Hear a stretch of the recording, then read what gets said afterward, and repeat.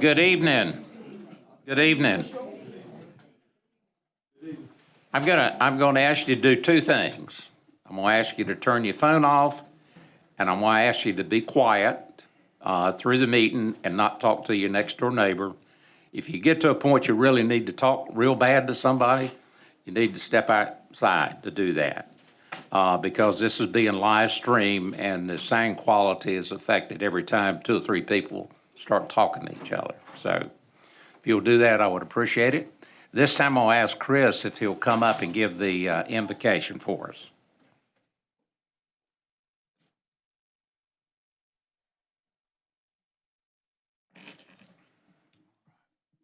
Thank you, Commissioners. Let's pray. Lord, we come to you now and just give you thanks for being a God who meets us in every and any moment that we're in, Lord. And I just ask for your presence to be in this room today.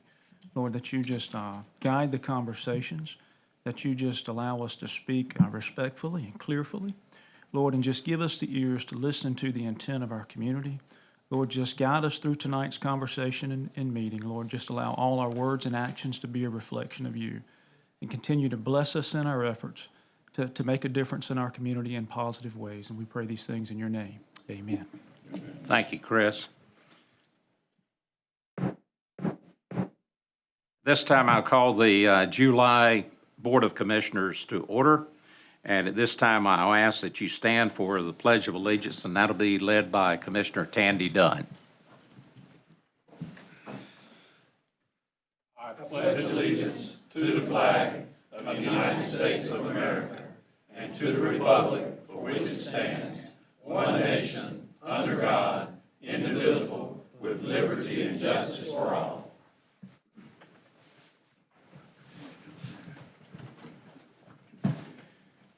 The first item here is conflict of interest disclosure statement. Does any of our commissioners have a conflict with any of the items on the agenda? Okay, hearing and seeing none, we're down to the approval of the agenda. I'll entertain a motion to approve the agenda. Motion to approve. Second. Got a motion and a second. All those in favor, raise your right hand. Thank you. At this time, we've got the items for presentation, and the first one is the service awards, and I'm going to let Katie do that.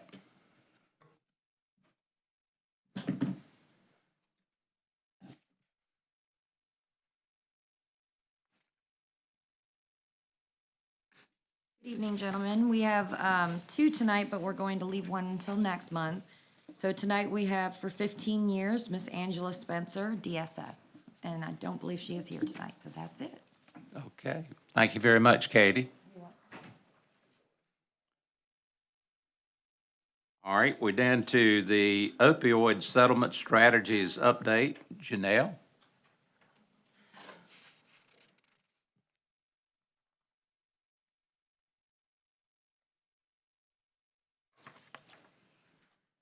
I'm just the support, honestly, for the cheerleader, but Miss Tiffany Moore is giving our presentation for tonight. All right, thank you. All right, good evening, Chairman, Commissioners. My name is Tiffany Moore. I'm here on behalf of the Behavioral Health Task Force, and I am here today to give you an update on our opioid settlement action plan thus far. And it's been a little while since I've been before you, so I wanted to kind of go over the settlement strategies that we've adopted thus far. So in 2022, you approved the use of opioid settlement funds for 5 strategies. The first was collaborative strategic planning. The second was peer support specialists. The third was a prevention-focused effort with our opioid educator. And then we wanted to expand the capacity throughout the county to utilize opioid settlement funds for individuals who were doing the work but not necessarily at the table. And then the last strategy was just to provide training and resources so that the staff who are implementing these strategies are knowledgeable and can use evidence-based strategies for implementation. So the first update is on our opioid use prevention education specialist, as we like to call her, our opioid educator. Over the course of the last year, she was able to reach 402 students. She was able to also expand her curriculum to include a lot of evidence-based information. One of the biggest takeaways from this is 80% of the students demonstrated understanding the difference between prescription medications and those illicit street drugs that they find on the street. A success that they reported was after teaching teen talks this year, I noticed that a few students really took in the information that was presented. One notable takeaway I noticed was that many students had witnessed or been exposed to an opioid overdose. Therefore, they were more receptive to the information being presented. And again, this curriculum, her Teen Talks curriculum, is the one that we've used for the last several years. It was taught in all of our public high schools. She also had began working with our middle schools and our community organizations, such as Juvenile Justice. But overall, many successes reported with this and a better understanding of the dangers associated with opioid use and also sharing medications. Our next update is on our Prevention Point program. This is one of the community pilot programs that we supported last year. The Prevention Point program is a syringe services program that is based out of Beaufort County Health Department, and they report that they had 351 encounters with participants, of which 36 were new to the program. There were 690 total doses of Narcan distributed in the community, and all of the clients who enroll in this program receive instructions and information on how to safely administer Narcan, to safely dispose of syringes, and information about our local resources available to them for treatment. They did report both a challenge and a success, so we'll start with the success. Their goal for last year was to increase the number of return syringes by 5%. They actually exceeded that goal by increasing that number to 7.5% returned. The challenge they did report was that due to a vacancy in the health education position, they were unable to provide the community-level layperson naloxone training, but I am happy to say that position has been filled now, and she is trained in Narcan administration. The second community pilot program that we supported last year was the Belhaven Community After School Center. Because of the funding from the opioid settlement, they were able to serve 42 youth. They were able to increase their character education and youth substance abuse prevention program curriculum to include Too Good for Drugs, A Peaceable Place. One notable difference between this program and many of the others is that they actually not only engage the students and the youth, but they also engage the parents, the family members, all of those individuals who have a part in ensuring that we have successful youth. One way they did that was through their sneaker ball, which was open to both students and parents, and it was to provide a safe space as an alternative for a Valentine's Day event. On June 5th, they had a drug-free pledge day that was led by School Resource Officer Corporal Sasser, and they have an upcoming youth revival that will take place in August. They have built ongoing partnerships with First Baptist Church of Belhaven, the Department of Juvenile Justice, as well as they have an upcoming camping trip and continuous mentoring that will happen with our Deputy Sheriff Corey Dixon. And just some of the outcomes that they report are students are increasingly engaged, reflective, and communicative. Older youth have begun opening up about real-life pressures, including peer influence and relationships, and the program has created a safe space for our youth to be open and honest about the experiences they have in the community. Our next update is one of my proudest. You've seen me come up here several years in a row talking about our peer support specialists. We have had a lot more sustainability with this program. The 2 peer supports that we have currently employed have been with us well over a year, well since before the last time I came to see you all. Both a male and a female peer support. Over the course of the past year, they have engaged with 58 different clients, many of which who have had tremendous success stories.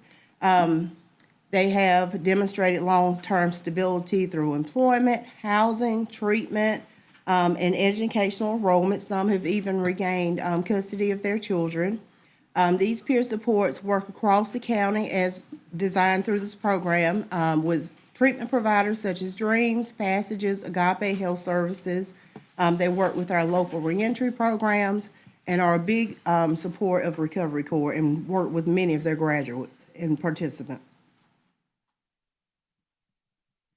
And just on that first piece, I wanted to find out if you had any questions or comments about anything I've spoken about so far. Yes.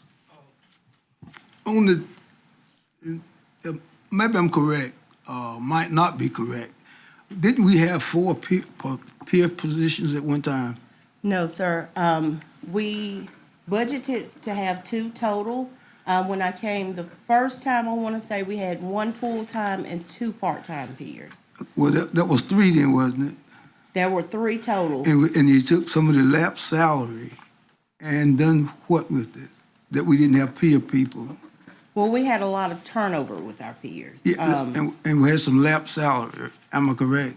We didn't have a lapse in salary, but we didn't have a competitive salary, which we were able to kind of correct the last time. What I'm saying is, while we was trying to hire these peer personnel, there still was money allocated for them when we didn't have them, when we didn't have but 1 and we was trying to get 2 more. Yes, so we had an excess in funding at the end of the year because of the turnover. Okay. At times we had 1, at times we had a part-time, and now we have 2 stable, full-time peers. And you said they've been here over a year. One has been, the female was our most recent hire. She has been here well over a year, and the male has been with us about 2.5 years. He's been our longest peer. Thank you. Any other? We're good. All right, well, I'm going to move on to the second part of our presentation. We are actually going into the second phase of our opioid settlement funds. With that being said, the MOA requires that we complete the collaborative strategic planning process in full cycle the way we did it the first time. And it requires a variety of individuals from different sectors to be involved. So those are the individual organizations that had representation during our stakeholder engagement sessions. And we also have more of them on the second slide. And again, these are boxes we have to check off for the state and for the Department of Justice in order to undergo option B strategies. So we started this process in March. We held 3 stakeholder engagement sessions throughout the county, Washington, Belhaven, and Aurora. And then we had a special meeting of the Behavioral Health Task Force to make sure anyone who could not participate in these engagement sessions were still involved in the process. And just some reflections from these stakeholder engagement sessions. A lot of what we've done so far received a lot of praise and support, but kind of like we heard the first time, the primary resources that we have in Washington in Beaufort County are concentrated in Washington. And they would like for these efforts to extend beyond just the Washington city limits, especially into our more isolated areas such as Aurora and Belhaven. Also highlighting that stigma still plays a big role in getting people the care that they need. But as far as reflections on, one question that we asked when we went into this process is, what's right, what's wrong, what can we expand upon? So a couple of notable takeaways on our justice-involved individuals, the Recovery Court program. Everyone agreed that it works very well. Our local reentry councils and our peer support specialists are instrumental into making sure that our individuals receive the wraparound services they need. So those three are highlighted here. Harm reduction programs as well work, and the Behavioral Health Task Force as the collaborative who has been seen as the hub for mental health and substance use resources is also seen as a bonus and a positive. Moving on, another thing that was highlighted that we need are more spaces for our youth to be able to have these open, honest conversations about what they experience on a day-to-day basis. These are conversations that in all likelihood they're not going to have in front of an adult figure or someone that they feel like they have to report to. Again, our certified peer supports, they play an instrumental role in overcoming barriers such as transportation. I know for our court systems, our reentry programs, a lot of times individuals need to be detoxed. They need outpatient care that is intensive, or they need inpatient treatment, which we don't have any facilities in this area to do. So our peer supports are very instrumental in actually getting these individuals to the care that they need, whether it's detox, inpatient treatment, or intensive outpatient treatment. And then moving on to identifying strategies that align with the reflections that we receive from the community. Again, highlighting the Behavioral Health Task Force, the efforts we do around the opioid settlement, but also the other initiatives around behavioral health that are not funded through the opioid settlement.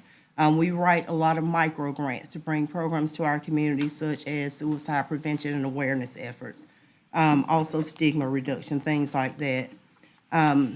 Another need is continued training and workforce development for all the staff who are a part of the opioid settlement, so that those would be your peer support specialists, the opioid settlement coordinator, our opioid educator, and just to make sure that we are implementing these programs according to evidence-based or evidence-informed strategies.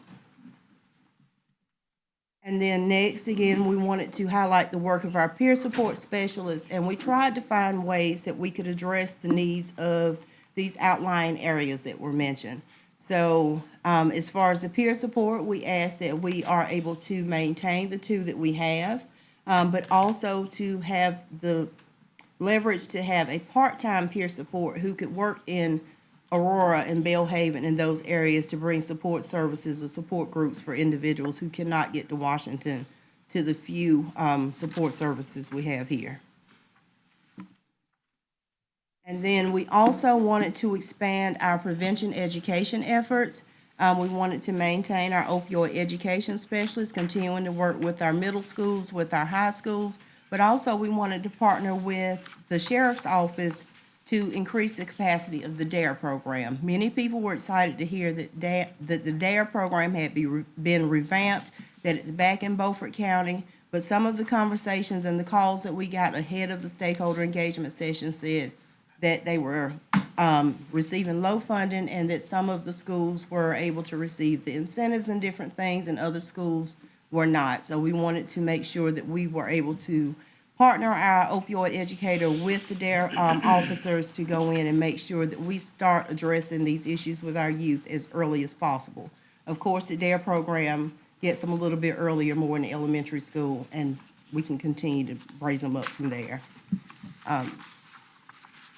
And one other initiative that falls under prevention as well with this is our drug take back. A lot of times kids are exposed to drugs at home, and it's on an accidental basis. They're curious, they go in the medicine cabinet. There are medicines that should be discarded. Some of them have expired, some have not. But that is sometimes their first access to medication. So by doing drug take back events quarterly around the county, we can get these medications out of these homes, and these kids hopefully won't be exposed to them and won't have to have access to them.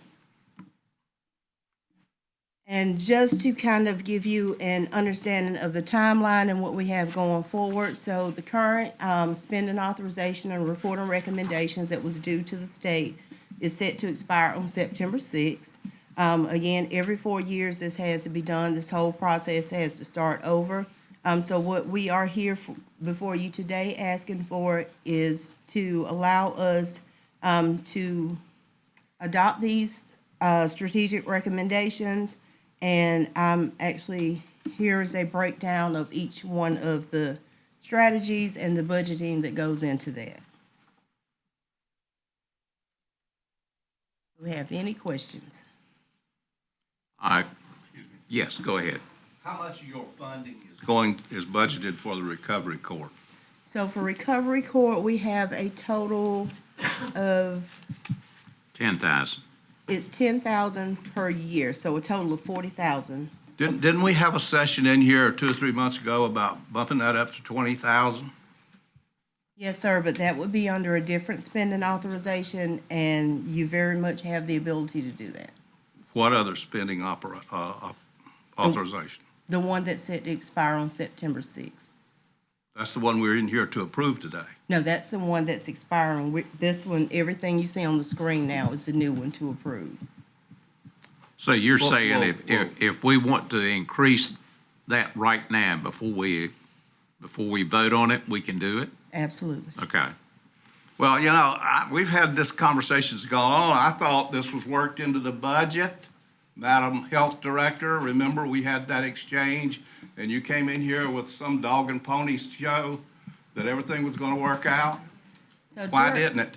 So as she said, the current one that does reflect that update, we were too far into that year timeframe that we legally could not make those changes, which is when the McKinsey funds were made, authorized by this board to be put to that. And we said, moving forth with the strategic plan, we could definitely do what the board wanted, which is, this is recommended from the community, which is what we're asked to do from OSTAT and, And Department of yeah, Justice. Department of Justice. And so now it's the board's decision. Yes, if you would like to up that as a board, you certainly can. But I thought you were going to put in the new budget, this $20,000 we were talking about. This isn't my budget, Whose budget is it? yours.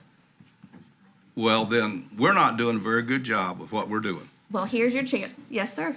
And Commissioner, if I may, the last time we came up here about this, they did receive $23,000 as a one-time lump sum payment from the McKinney funds. All right. then- Excuse Excuse me. you finished? No, but go ahead. Is there any requirement that we have to approve a 4-year budget? I mean, we can't do a budget, a yearly budget? You want me to answer? Under option B, this report and recommendations, which is that long, about 30-page report that we have to submit to the state, it lasts for 4 years. If we wanted to make any changes to the strategies that we adopt, then at that point in time, we would have to completely redo this stakeholder engagement session, going around the county and getting all of the different sectors to be present and to give input on that. Now, as far as the amounts, they can change. The new spending authorization will just have to be submitted to Core NC or through the OSTAT. But as far as the actual strategic recommendations, they last for 4 years under option B. But the whole plan can be reworked and changed should we desire to do that. Yes, sir, it can. We would just have to do the stakeholder engagement again. You'd have to do it every year if we went with a 1-year budget. Yes. Well, this is a wide-ranging thing. There's really 2 parts to this for me. There's the budget that you're asking us to approve and what's coming up. And I thought we were told 3 or 4 months ago that there would be plenty of time for the commissioners to look at the program and make decisions before we had to approve this. And now you're presenting us with something that we've only got 30 days to make a decision. And in the wonderful world of government and bureaucracy, that's 0. So, I think you guys have let us down on guiding us through this process. And the second part of this is the program we're doing effective, and is this what we really want to spend our money on? Because most of our money in this program is being spent to hire people, to tell people not to use drugs. There's a lot of other facets to this. And I would really like to see this board, regardless of what we do with this budget today, approve a 1-year budget, a 4-year budget, and go back and revise it or whatever. But the second part of this is the funding part of this and the overall funding. And I'm having a problem on page 28 with the budget that's presented by the county as our budget, and also moving on over to Page 28, I had 2 pages in this thing. Where are they? There's now the county budget, and then there's your budget called the opioid spending authorization budget, and the things are not jiving that well, because the county budget gives the appearance that we have $1,387,000 in our backlog in this program. Is that right? Surplus? We actually have more than that. Well, you see, and that's why I think this board should take a look. If you want to form a committee or do something, and take a look and see how we're going forward with this, because a small amount of money is actually getting to people who can be helped, like the people who are coming back into the recovery court and the reentry. It seems like those are on the bottom of the list insofar as getting revenue and money to help those people, while we're out running a bureaucracy of people who, what you're doing is probably fine, but there's a lot of duplication in this program. Now, how many years will we be collecting money before the settlements end? I believe it's 18 years. Is that It's correct? 18. See, And you- so what they've done is they flooded us with about $4.5 million up front to get the program started, more or less, over the first 3, 4, 5 years. And yes, you're right, Commissioner Richardson, we've not been able to spend that money as fast as we've received it because we had to go through the engagement with the community, and it's taken time to get the program up and rolling. But, you know, we are at a stage now where we're finished with spending authorization number 1. All that money was not spent because we did have some lapse money from where we didn't have a peer person for the entire time. So that's part of that unspent money, that 1.3 million you're seeing there is combined of the revenue that we've received and also the lapsed funding from spending authorization 1 that's unspent that we want to roll into this next spending authorization. But what I'm saying, are we spending this money in the way that we want to spend it that actually helps people as opposed to running a bureaucracy? Now, I can't speak to that. I'm speaking to That's, the numbers I know, only. and that's something commissioners should be thinking about as we go forward with this program, because a very small amount of this money, $20,000, $30,000 is going to recovery court. How many are going into, how much of this money goes into the reentry program? So this is the first time we've had reentry programs who actually come and, speak to the need for these funds, which is why it's one of the newer strategies that we're proposing, rather than it wasn't under the other one. But what I will say about that is, with our recovery court program, and I'm very much involved with that program, our peer support specialists, they work hand and foot with this program. So the funds that are put towards the peer support specialist also benefits the recovery court. It just doesn't fall under that bracket. But many of the graduates who have graduated from that program are walking alongside every day. Their services are being engaged with by our peer support specialists. But what about the reentry program itself? How much money is proposed in the coming budget that will actually go to reentry, not to staff, but out of this program to actually help somebody, whatever we do, get an apartment, get a job, get a car, do something? So the proposed budget has $25,000 each year allocated to those, to the reentry programs. And we propose to do it through a RFA process. And the reason we stated that is because you have several different reentry programs who've entered the area. You have Koinonia Community Solutions, you have Open Arms Reentry Program, you have a new program that has popped up in the last several months called New Direction. You have NC Fit. So if the need is there for them to use these funds to sustain their programs, the idea is that they'll apply for the funds, and then we can bring those, just as we have with the prevention efforts and the RFAs for that, then we can go through those different programs. What's an RFA? Request for applications. They will make an application to, yeah. Yes. Well, okay, and who's going to decide who gets what? So collectively, we've done so over the last 4 years through the Behavioral Health Task Force. Again, they submit the applications. The task force as a whole looks at those applications, and then we bring them back to you and report out which 3 or 2 or however many, depending on the funding, the hierarchy in which we propose. Yeah, you see, we're running a program here that's got almost $400,000 in it.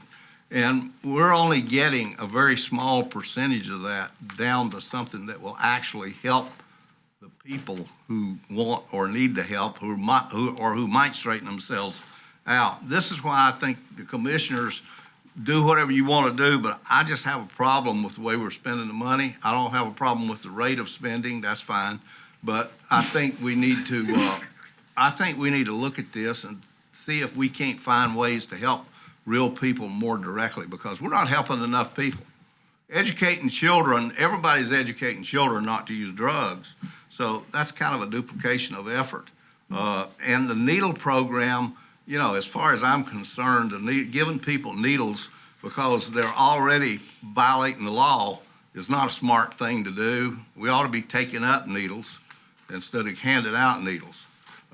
But we need to look at this program, and I'm not sure quite how to do it, other than we need a committee, we need, maybe the whole board has a work session on it to get ourselves educated as to what's going on and what we can do. So I will say those settlement engagement sessions, the community engagement sessions are always open to commissioners at any time. And Well, wait a minute. Here's where we have a difference here. Yes, For sir. some reason, you're telling me that somebody out there somewhere in the vapor is going to help us make these decisions. It's the commissioners that are going to be making these decisions. I'm not talking about the vapor. I'm talking about BC 360 Behavioral Health Task Force. That's the vapor. The ones that we've listed, every agency, everything from the sheriff's office to your reentry programs to Judge Parker, they are around the table. And the reason the option B is selected is it is supposed to be community driven, is why we bring it out to the community so that your community, the people we serve, you serve, have that voice of, hey, this is what we're seeing. And that's solely what Tiffany has reported out, especially in those R&Rs, is what those voices have said. Those people that are in the nitty gritty. But the commissioners do not have to rubber stamp what's brought to us. No, That's sir. what I'm saying. The commissioners independently need to take a look at how we're going to be spending this money over the next 20 years. And I don't think maintaining and running the bureaucracy of saying, don't use drugs is quite the way to do it. I think this money can be used a lot more effectively. What I'm proposing is if you want to continue the program, I don't see why you can't, even past the 4-year budget that you're talking about, have a work group, the commissioners decide what they want to change, go back and meet and look at it, because it is complex. There's nothing simple about dealing with all these various bureaucracies. And then we come back and revise the budget and submit whatever paperwork we need to submit to whoever we're supposed to submit it to. Commissioner Langley? And so, Commissioner Richardson, I'm thinking that you're interested in increasing the reentry program, is that correct? Well, I think so, from what I know right now. And so my thoughts are this: why not just increase that line item, give them a number up to, not necessarily saying it's yours to just spend, but rather it's available if needed. And in order to really release it, just check back with us.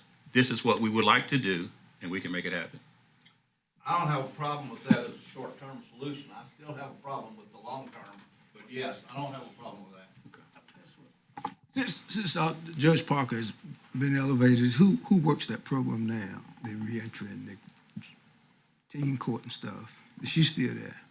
For now, I don't think that they have named a permanent replacement, but the last court session I attended, it was Judge Jones. Well, the thing about it is that is a good program, and you're right. I mean, we as commissioners have been invited, and I've been there, and I think I've seen one commissioner or two commissioners there since we've been doing this program, and that is one of the programs that I see that the best bang for your buck. I mean, and y'all do a heck of a job with some of those success stories, and that's the metrics that I look at when you're spending that money. I don't have a problem. I don't have a problem with the way you're reaching the community. I think you should be in even more communities. I mean, because you said Aurora and Belle Haven. You got people that live in Pantica, Acre Station, and Terracea, and Chocowinity, so we know that you can't meet everybody at their place. But if we got the money to do it, we can set up some one-day sessions or something like that and see where it goes. Anyone I'm having a tough job swallowing another 4-year budget. I just think that's too long. And 1 year, the way it's done, may be too short. Because I think things change, and we make a decision, and it's put to bed, and then 3 years in there, the commissioners think we ought to spend $10,000 more in one of these other programs, and everybody says, oh, you can't do that unless you take it out of the general fund. That's what I don't like. So I'm just gonna reflect back what Tiffany originally said in regards to 3 years in, 2 years in. I would really love us not to get, like you said, handcuffed to a year, because by the time you're 6 months in, to even report out of how it's doing, to then turn around and say it's not working would be very, very hard to do.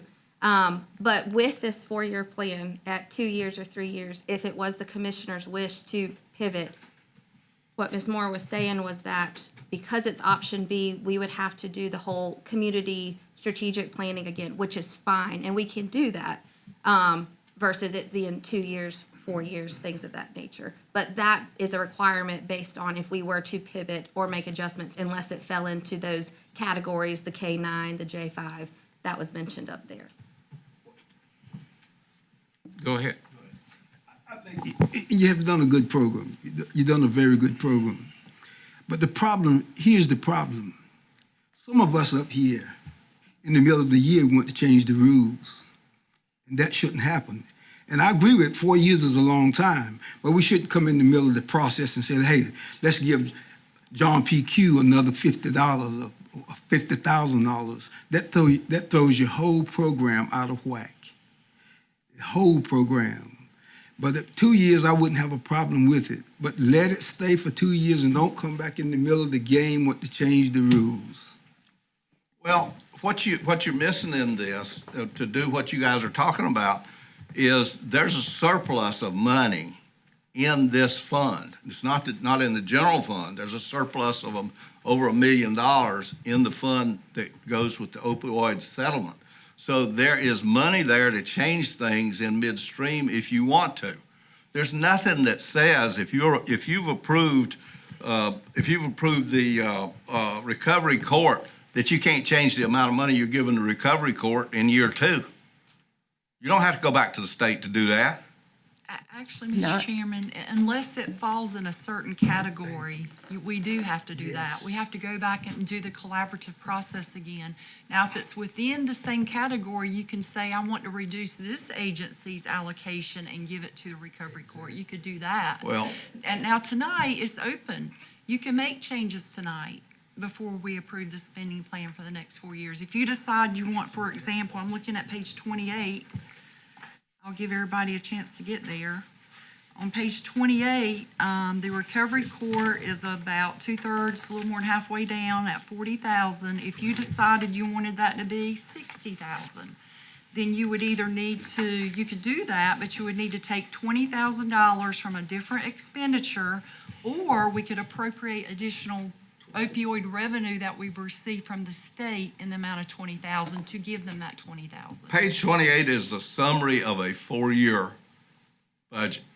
Is that what that means? These are the categories 'Cause per the state for That was spending. one of the problems I was having with this. So it's $10,000 a year for the recovery court. So really, if we wanted to increase the recovery court and the reentry court, I think we should do that tonight, because those are places that actually get to individuals. That money needs to be available. It may not be used, but it needs to be appropriated. And by the way, what is the bureaucracy in Raleigh that we report to on this? Who is it? Department of It's Justice. the Department of Justice provides oversight for how this is. Do they provide oversight through general statutes, or do they provide oversight based on what the bureaucracy thinks? Good answer, Tiff. I mean, they have written rules and regulations for the programs, and that's what they're But are those monitoring rules us and by. regulations passed by the legislature as a general statute, or are they made up by the bureaucrats? That I'm not sure. Can't answer that. I don't know the answer to that. I suspect they're made up by the bureaucrats. The only thing I do remember, and it's been a while, I do think when we originally were notified of opioid spending, and I was not in this position at the time, I think there was something that came down that says by accepting this money, you adhere to X, Y, Z, and I think we said X, Y, Z. That's the There memorandum was some of agreement decisions that that the we county had to make. signed. I do remember that. That's Yeah. correct. But again, Beaufort County entered into a lawsuit to get this money. We were awarded this money through a lawsuit. And I'm not sure if it went to the Supreme Court, they wouldn't say it's your money. You have to spend it for opioids, but you don't have to do what all these bureaucrats tell you have to do.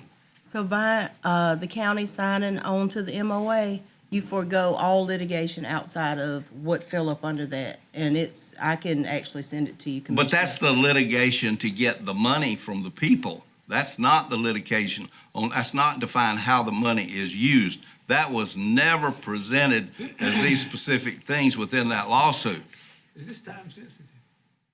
It is, You said September, yes, No, we still can vote on it at the next meeting. next meeting. absolutely. Let's do that.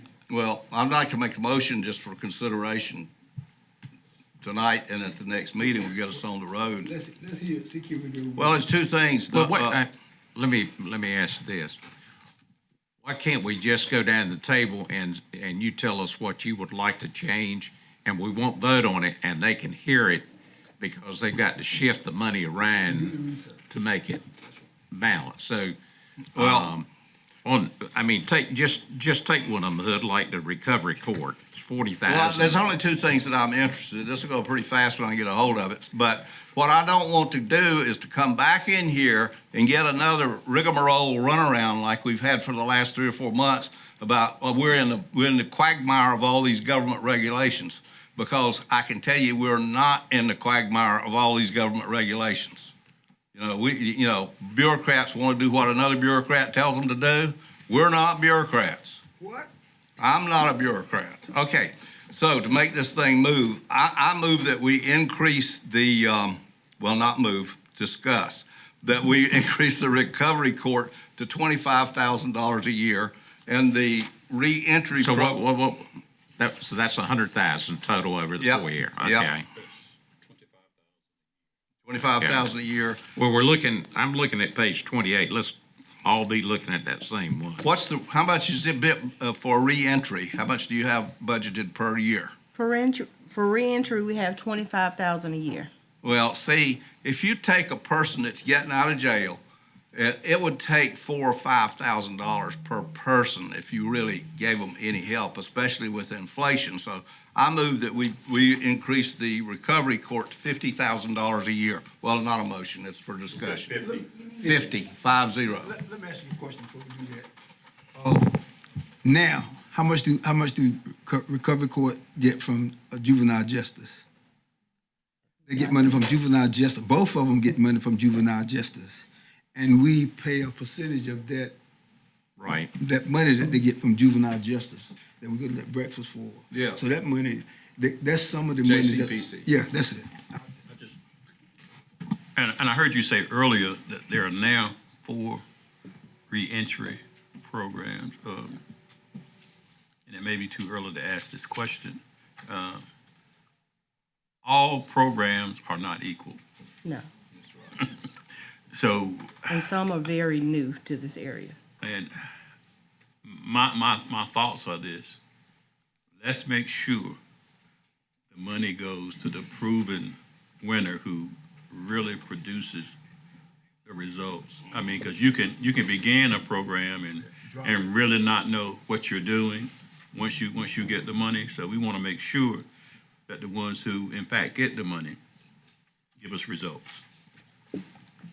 Okay, so we got 2 recommendations. Does anybody else have one? All right. Why don't you work on that and come back and give us another page like 28 with where that balances? We can do it right now. That's not a problem. You can? If you'd like to. I mean, that's fine. Yeah, That's so let fine. me just make sure I understood what Commissioner Richardson's recommending. I'm looking on page 28. So under Recovery Court, currently we have $40,000. He would like to increase that by $60,000 for a total of $100,000. That's correct. And then just above that, the reentry is under that project support dash RFAs. Currently, it's $100,000. He wants to make it $200,000. So we're essentially adding an additional $160,000 total to the program. And so now the question is, would you like to pay for that out of revenue that we have in fund balance in the special revenue fund? Or do you wish to reduce other expenditures in other categories to cover that $160,000? Well, you got the money sitting there, No, I agree. I believe we should do the revenue.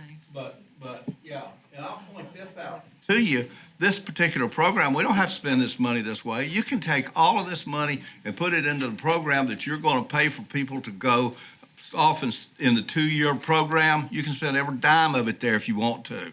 You can put the money into a program where you're gonna do other things for people. You don't have to spend it in the way that we're spending it. So don't get suckered into this is the only way you can do this. There are a lot of different things you can do. But just to be clear, Commissioner Richardson, if we vote on this 4-year spending plan tonight, we are setting up the categories of spending. And we would have to go back through the collaborative community outreach process to move funds between the different categories of spending. That, I understand that. We're doing the budget. We also need, at some point in here, to make sure, as Commissioner Langley pointed out, not all these programs are equal. We may not use all of this money in one of these programs. And again, you may use all of the money if you get aggressive and people see that it's beginning to help them. You may get people lining up for it. So, I'm assuming that you guys will come back to us if you see that something is not working and that you want to move the money to a different area. Yes, sir, and we've done that before. Okay. All right, everybody good and understand what we're doing? Are you gonna leave it at the 4-year or 2-year program? I'll go with the 4. I'll go with the 4. If we agree on that, let's vote for it. All right, we got a motion Second. and a second. Any further discussion? Okay, all those in favor, raise your right hand. Thank you for your persistence. Thank you all. No, it's called patience. Patience? That's what I was really trying to come up with. Okay, the next area that we're down to is the public comments. And our first one is Janet.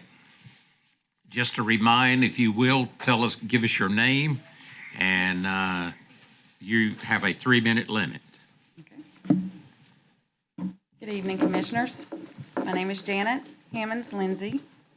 I am here tonight to say something that should never have to be said in America. Children are not funding units. Families are not revenue systems. And poverty, conflict, or imperfect parenting should never be converted into a government business model. When a child is removed from a home, money begins to move.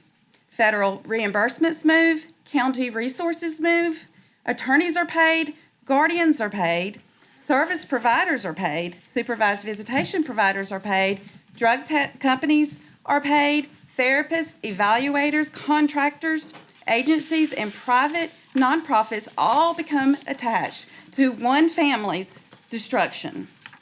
That creates a conflict of interest this county cannot ignore. Because when the system is paid after removal, but not equally paid to preserve the family, this incentive is no longer neutral. We are told this is about protecting children, and yes, children must be protected from real abuse. But children must also be protected from false reports, hidden records, forced separation, coerced services, secret proceedings, financial conflicts, and court-connected actors who profit while parents are silenced and the children are traumatized. A child should not be taken without true emergency, lawful process, sworn evidence, and meaningful accountability. A parent should not have to buy their way back through the endless classes, evaluations, supervised visits, and paid services. And this county should not spend one more dollar connected to a child removal without full transparency. So tonight I am asking this commission to do one thing: open the books.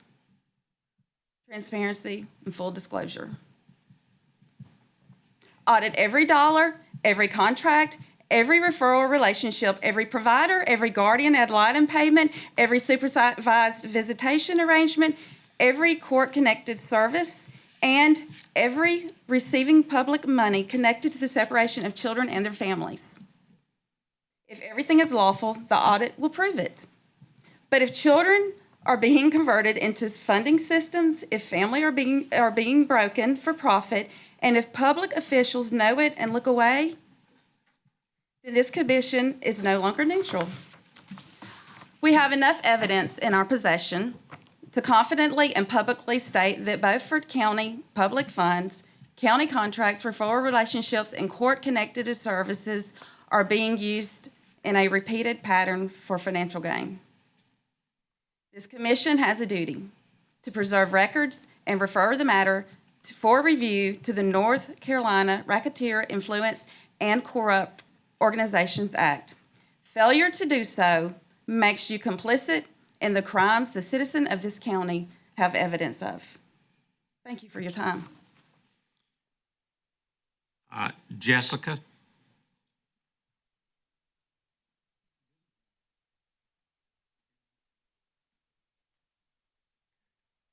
Good evening, Commissioners. Jessica Saxton. I am here again. Earlier this year, we served you with not one stack of papers, but two stacks of papers that were titled Affidavits of Criminal Conspiracy. Many of those were against your judges. They were also against your CPS workers. And I know that you have a new county attorney now. Mr. Alligood, if you're listening to this, I just want to make sure that you know that just because you go into retirement does not make you not complicit in the crimes that were happening during your tenure.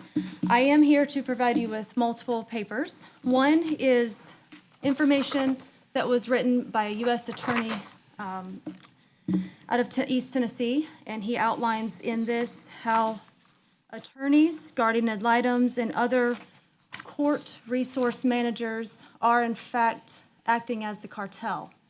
This is from a U.S. attorney, so I'm going to give you that for you to look at and encourage yourself. Since I was here the last time, I also had a memorandum of law that was graciously written by a federal attorney who is now working with us. His name is Sean Lee, and he has written a memorandum of law regarding court fraud. I will be delivering this to you guys as well. It's 25 pages. I encourage you to read that and educate yourself. This outlines racketeering that is going on here in this county, as well as kidnapping children under the color of law. And as, I don't know if you remember or not, but 18 U.S.C. 242 talks about how in the event that kidnapping occurs, when there's deprivation of rights, which we can prove, we do have the evidence in our possession that that is happening in this county. When that happens and kidnapping occurs, there are three punishments that come with that. One is fines, one is prison, and the other is death. That is a capital punishment that is assigned to that federal code. And then because Mr. Sean Lee is a federal attorney in Missouri and Kansas, in his memorandum of law, he only supplies information regarding Kansas and Missouri laws. So I have provided you with a supplemental memorandum of law outlining North Carolina and the comparable laws that he outlines here, but regarding North Carolina, so that none of you can ever say that you were not made aware. And then lastly, I am serving you now with a notice of liability. And this is a notice of liability alleging criminal deprivation of rights under the color of law, conspiracy to deprive of rights, and county-funded participation, which we do have the evidence again in our possession. So I am serving you with an actual official notice. Now, you were all made aware earlier this year, not once, but twice. You were also made aware by a mother whose name is Jessica Jones. She's been here for many months and many years, I believe, outlining and talking to you about how these things are happening through CPS. how Miss Lori Leggett is in on it. But somehow, there's only 2 county commissioners here, Mr. Hood Richardson and Mr. Stan Dethridge, who actually give a Time Thank is you up. so much. Temple?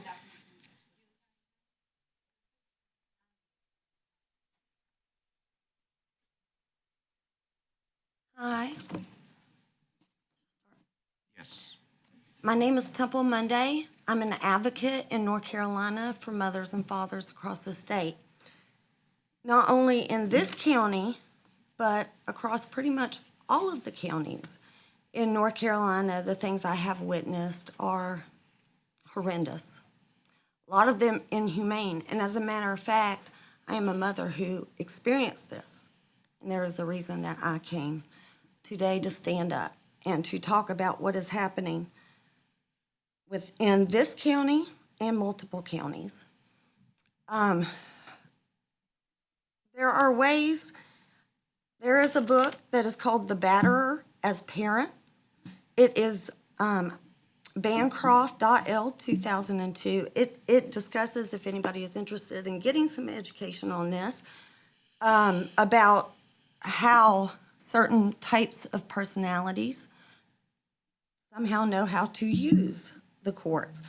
There's, when we have multiple DVPOs that are false being filed and nobody's looking into it, nobody's questioning it, they just go right along with it. And, people are traumatized. They can't stand up for themselves a lot of times.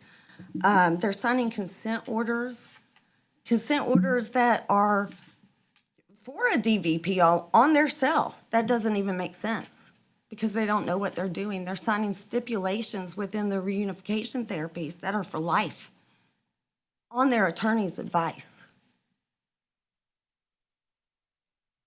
Now, these places are taking years to reunite parents with the children. The children, a lot of times, age out of the system with things that are going on.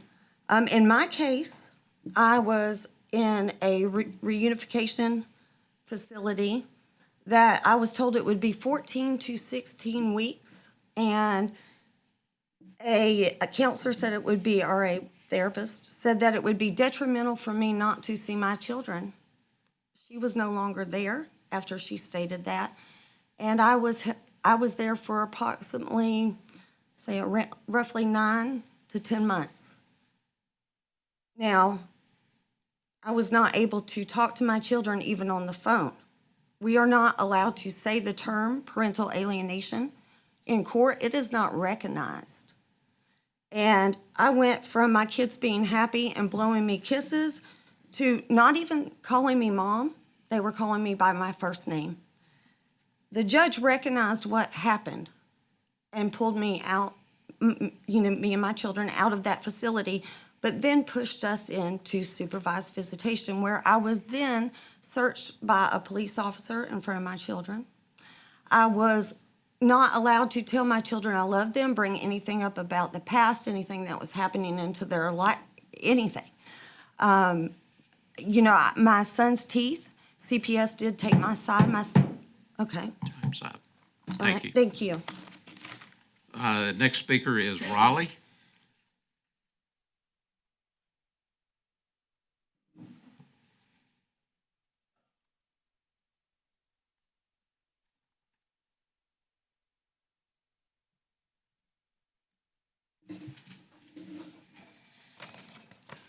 Good afternoon, gentlemen. Good evening, Chairman and members of the board. Thank you for giving me this opportunity to stand before you today. My name is Raleigh Younger. And we are representing a critical piece of shared history and our future.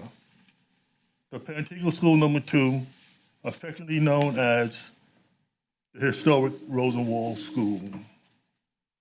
Exactly 100 years ago, in the mid-1920s, this building was raised. It didn't just raise out of thin air. It was forged out of the historic partnership between Booker T. Washington, educator, philanthropist Julius Rosenwald, and local African American families who gave their hard-earned pennies, labor, land, just to give their children a safe place to learn. North Carolina built more Rosenwald schools than any other state. And we are blessed to have this rare surviving treasure right here in Beaufort County. Today, the Pantego Rosenwald School is no longer just a schoolhouse. It is transitioning into Beaufort County Pantego Community Center. It is a beacon of hope, a vibrant hub designed to host educational workshops, preserve our local history, provide social services, and unite our citizens across generations. But historical landmarks do not survive on pride alone. They survive on structural integrity. Right now, we are at a critical junction. The building requires vital preservation and funding to fully restore it to its historic prominence and ensure it remains a safe, historical, and accessible resource for the community. We have done the grassroots work. The Alumni Corporation and community members have put in the sweat equity, hosted fundraisers, and kept the flame alive. But to cross that finish line, we need your county leadership to stand with us. I am standing here today to formally ask this board for your support and financial investments to the Pantego Rosenwald Schools Restoration Project. Investing in this project is just not a gesture of historical preservation. It is a direct investment in the economic and social infrastructure of Beaufort County. Restoring this center creates a landmark destination for cultural tourism, a space for local events, and a home where we can fund the project. We aren't spending money. Correction, when we fund this project, we aren't spending money. We are preserving an irreplaceable asset that tells the story of Beaufort County's resilience, unity, and dedication to education. A century ago, our ancestors gave everything they had to lay this foundation. Today, we are asking you to help us protect it. Let's show the citizens of Beaufort County that we value our heritage and that we care about the communities that built it. Please join us in supporting and funding the historic Rosenwald Pantego School. Thank you for your time, your leadership, and your consideration. Thank you. We're down to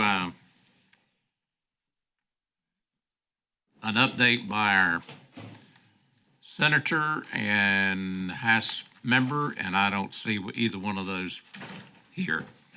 We're down to, the next item is items for consent. Is there any items that a commissioner would like to pull for further discussion?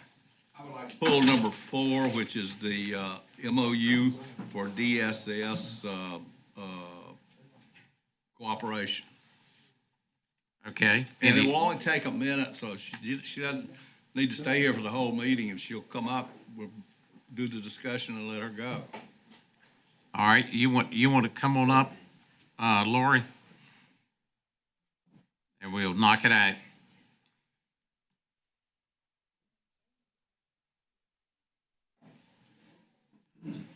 if you want to, you can wait until Okay.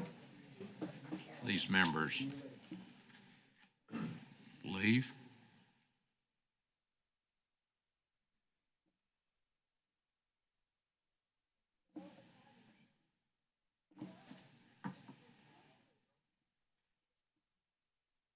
Okay.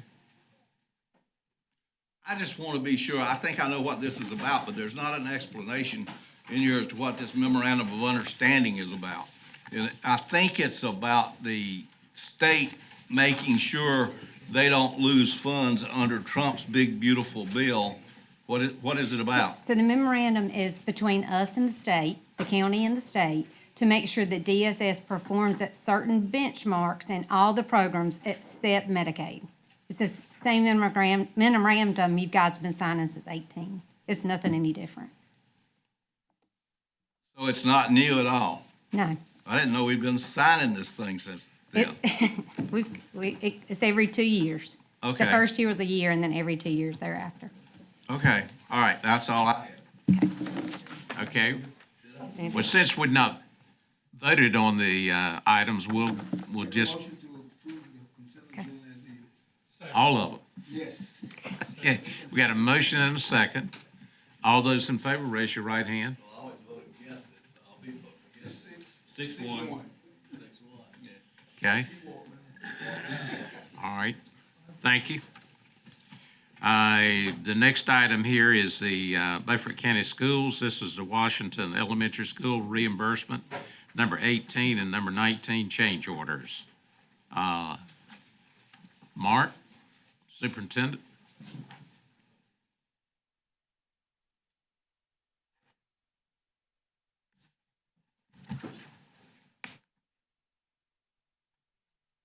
Good evening. Good evening, sir. Good evening. Thank you, Mr. Chairman. Thank you, Commissioners. I'm joined by several honored guests here this evening. Chairman of the Board, T.W. Allen, Mr. Brad Makepeace from WIMCO, Mr. Jimmy Height from Height Associates, all here to answer any questions you might have about requests for funding for number 18 and number 19. As you'll see in there, these are just continuing on. We're extremely happy with the progress that we're making with Washington Elementary School, and still maintain that we're going to be on time and under budget. And happy to entertain any questions you have when we request for approval of to send this to state for further reimbursement, and of course to tap into the county funds that you so graciously awarded us. We have a lot of pages. Yes, sir. In our books. The most important one is if we approve both of these, what amount of money will be left? If approximately, let me stress approximately, because I can't control everything, but based on recent conversations that we have had with the state, we believe that the original $52 million project should come in somewhere around $50.5 million. Based on advice from the state, they have encouraged us to use the exhaust the state funds first, and once we reach a certain threshold, come to the county second. We are projecting that out of the original $10 million commitment that the county made, that we will hopefully only require $8.5 million, and you would maintain 1.5 of your original 10. We would exhaust all state funds, and the county would save 1.5. Well, that's not the way these things have been being presented. They've been being presented, check me if I'm not right, we've been drawing down both pots of money at the same time. Yes, sir. So- We will continue to do that till we can exhaust the state funding. No, we're on different pages here.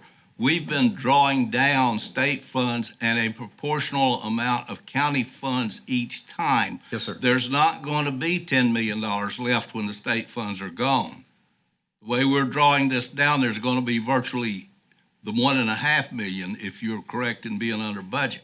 Correct. Correct. Yes, sir. $1.5 million, but it would be exclusively your money, commissioner money. Well, that all may be true, but I just want to be sure that everybody understands what we're actually doing. We're actually drawing down county money and state money at the same time with each one of these draws. Yes, sir. That is correct. I mean, I think you were saying that the state encouraged us to draw the state money first. Once we get to a certain threshold, yes, sir. Well, that's not what we're doing. I'm assuming we're there. Is that, We're close. So by our projections, again, this is all assuming that the final project is 50.5 million and not 52, then we would exhaust all the state funds and the county would commit 8.5 of the original 10.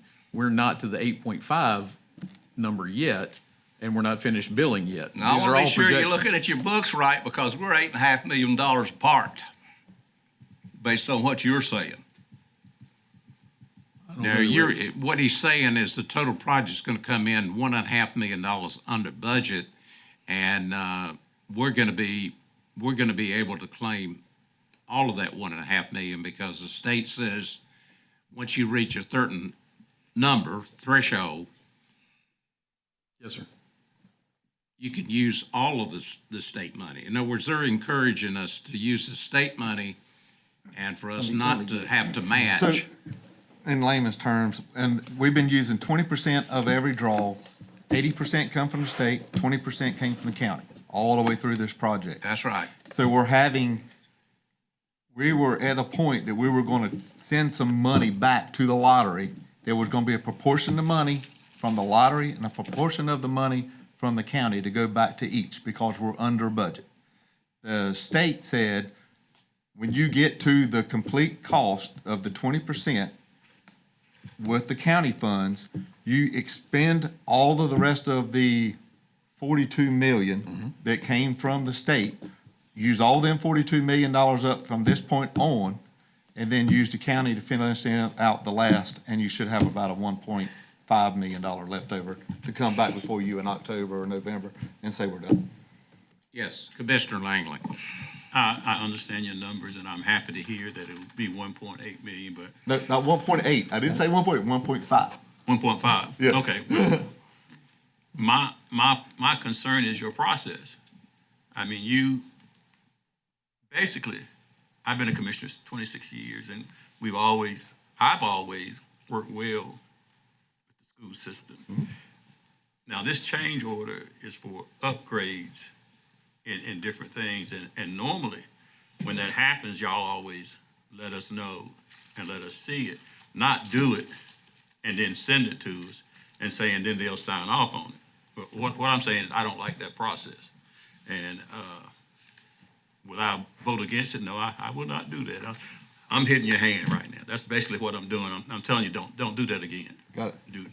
Do not do that again. And so and if my fellow commissioners will go along with me, I want to make a motion that you do no more upgrades without first consulting this board. Got it. That's a motion.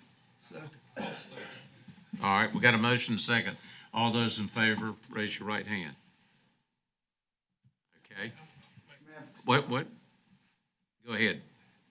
So I'm gonna make a statement.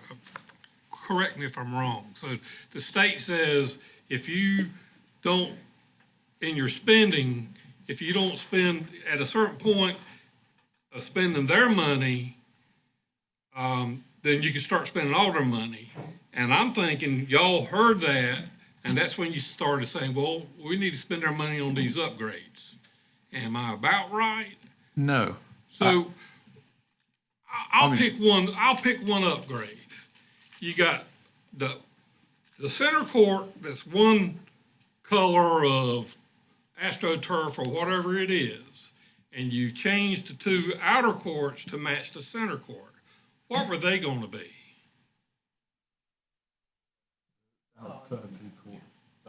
They were going to be Artificial turf in the east and west courtyards to match the center courtyard. So what was the artificial turf in the east and west courtyard? They were going to be sod. They were going to be Just solid. So what was the center courtyard? It's always been AstroTurf. And was the east and west going to be AstroTurf also beforehand? What was it going to be? Sod. So we changed it, instead of changing the center to be sod, we changed everything to AstroTurf. I just see upgrade, and I think like Commissioner Langley says, and I've done it, and I think everybody up here has done it with mom and daddy, and my kids, it's better to ask permission, ask forgiveness than ask permission. And I think that's what you've done a little bit here. I want to see money spent to build north side a field house. North side's been messed over for the last 15 years over a field house. So you tell me how we're gonna get north side $1.5 million to build them a field house. Can this money that you're saving be spent to build north side of the field house? It's the county's money that would go back to the county, so it'd be up to you to make a motion to make that happen with the leftover money to go that route. That $10 million was allocated. It's money that's gonna remain with the county, the $1.5 million. So the $10 million was allocated from the county to make the project 52 million, 42 from the lottery, 10 from the county. Is that right? And then if we're 1.5, 1.2, whatever the leftover funds, if you, as a commissioner, make that motion to allocate that money to north side of Fieldhouse, that is your rights as a commissioner. Anita, my question is to you, are you on board with what's gonna happen as we finish this project? I mean, it sounds to me like we're gonna be $1.5 million under the budget. So the real question comes in is how this $1.5 million is gonna be handled. If I could speak right quick, if it was my doing as a tax-paying citizen of this county and a conservative, let us finish the building. Let us finish everything out as we're done. I heard Mr. Langley clearly, and I agree with you. And I'll apologize from my board to your board. And the second thing is, let us finish this building out. Let's have a ribbon cutting on August 17th, correct? Let's finish all the draws down somewhere around September, October. And stand before you and say, we got 1 point some odd million dollars left over of the county's funding. And then Mr. Tim, Anita, and the boards can decide, y'all can decide what you want to do with your money that the county, that the school system did not spend of that money at that time. That's my recommendation to you. If Mr. Dunn at that time would like to make a motion for y'all to spend it on Northside Fieldhouse, that's up to y'all as a board. But I would like to get to the end of the project. We stand in front of you with the closing documents. Anita's sitting there with a better smile on her face when we're done with expending the money and done. Well, wait, Tim's got his light on, so I interpret that he's ready to speak. Excuse me, Tandy, will you, your mind? I appreciate that, Chairman. So again, I'm late to the game on this, so I have gone back and read some of the minutes. Anita and I both went back, and I even reviewed the initial request and the grant application that was brought to this board. It's my interpretation that the $10 million was given to supplement the $42 million at that time for the schools. I believe the schools, and they can correct me if I'm mistaken, is in their minds, their budget for the project was $52 million. And that's probably, as we've discussed tonight, that's probably not the way it should have been looked at. It probably should have been looked at as, okay, the budget of the project was $42 million, and the cost of the project plus contingencies and any change orders that needed to go over that amount needed to come to this board as well as the school board for approval. Obviously, that was not the standard practice that happened here. We're kind of, in a sense, you're kind of backed in a little bit on where we're at. But I do think if the intent of this board was to provide the funds available for the project, regardless of whether it was, I know over time, I've watched the meetings, y'all been told 19.23 and 80, so 80-20. I think it's 19.23 that's actually in the paper, on the paper. But you've been told 80-20, so y'all been being told, for every dollar you spend, you're getting 20 cents on the dollar, 20 cents on the dollar. I think there is some truth to that, but there also maybe is not some truth to that as far as how DPI and the funding source kind of views all that. Regardless, I think we're at a point where, either you have to decide that, we're going to continue committed to that $10 million that we said we're going to commit and save, not spend, I'm not going to say save, not spend $1.5 million, and then figure out where that allocation goes after the project's closed out. But I believe now, I think the path forward is to move forward as you originally had committed to the project. And I think a lot of these items have already been started or already, underway. So it certainly would cause some complications if it was not approved. And I'm not saying it couldn't be done, but it certainly would cause some complications. That's my interpretation of where we are right now. If you have any questions about that, I'd like to still talk about Anita. I have a question. Go ahead. Let me in. I'd like to join all of you down this walk down memory lane. And the money, I understood it the same way you did at that time. Of course, I was also understanding that there was no other way to get this money unless we took it all at one time to build the school we didn't need. The lowest point of the lot right there, which costs a lot of money to do the site work. That school's been raised up probably about 7 or 8 feet, or it should have been.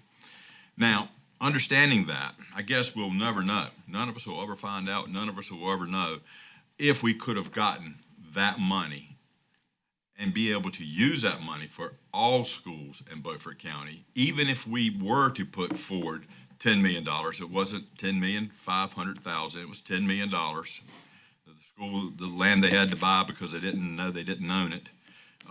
That was an aberration. But we'll never know if that money could have been used for that field house. We'll never know that. And it's going to cost more than $1.5 million, I assure you, with today's cost. We'll never know. And that's the sad part about it. We just didn't investigate. It was a political ploy. It's right there at election. And I guess we're finding out now that we're probably not going to have the money to do a whole lot of work around Beaufort County. I doubt if we're going to get any money from the lottery again for a long, long time. Be nice if we did, but I doubt if we will. Well, my comment on that is, here again, I was at the association meeting when the lottery people were there making their presentation. And what they said is they were going to build a new school in every county in North Carolina. So that's what we went after, was a new school. Correct. We didn't go after money to fix field houses and do everything all over the county. The other thing I'll disagree with you on, Stan, is that based on the criteria for grant money from the lottery, we could qualify again. I don't know how many times we would have to apply, but we could get money again. But that's not what we're here for tonight. What we're here for tonight is decide what we're going to do at this point in time with the change order and the next advance. So, yes. But my mind was made up. I've been here. Christina, look at me. I don't vote for change orders, and I really don't. But after you explain that your superintendent said the state say spend it, the money was here, spend it, I might consider doing it now. But on the same other token, I wish you would let us know. I mean, we are in charge. If something go wrong, then the county gonna be held liable because the money come through the county. Correct.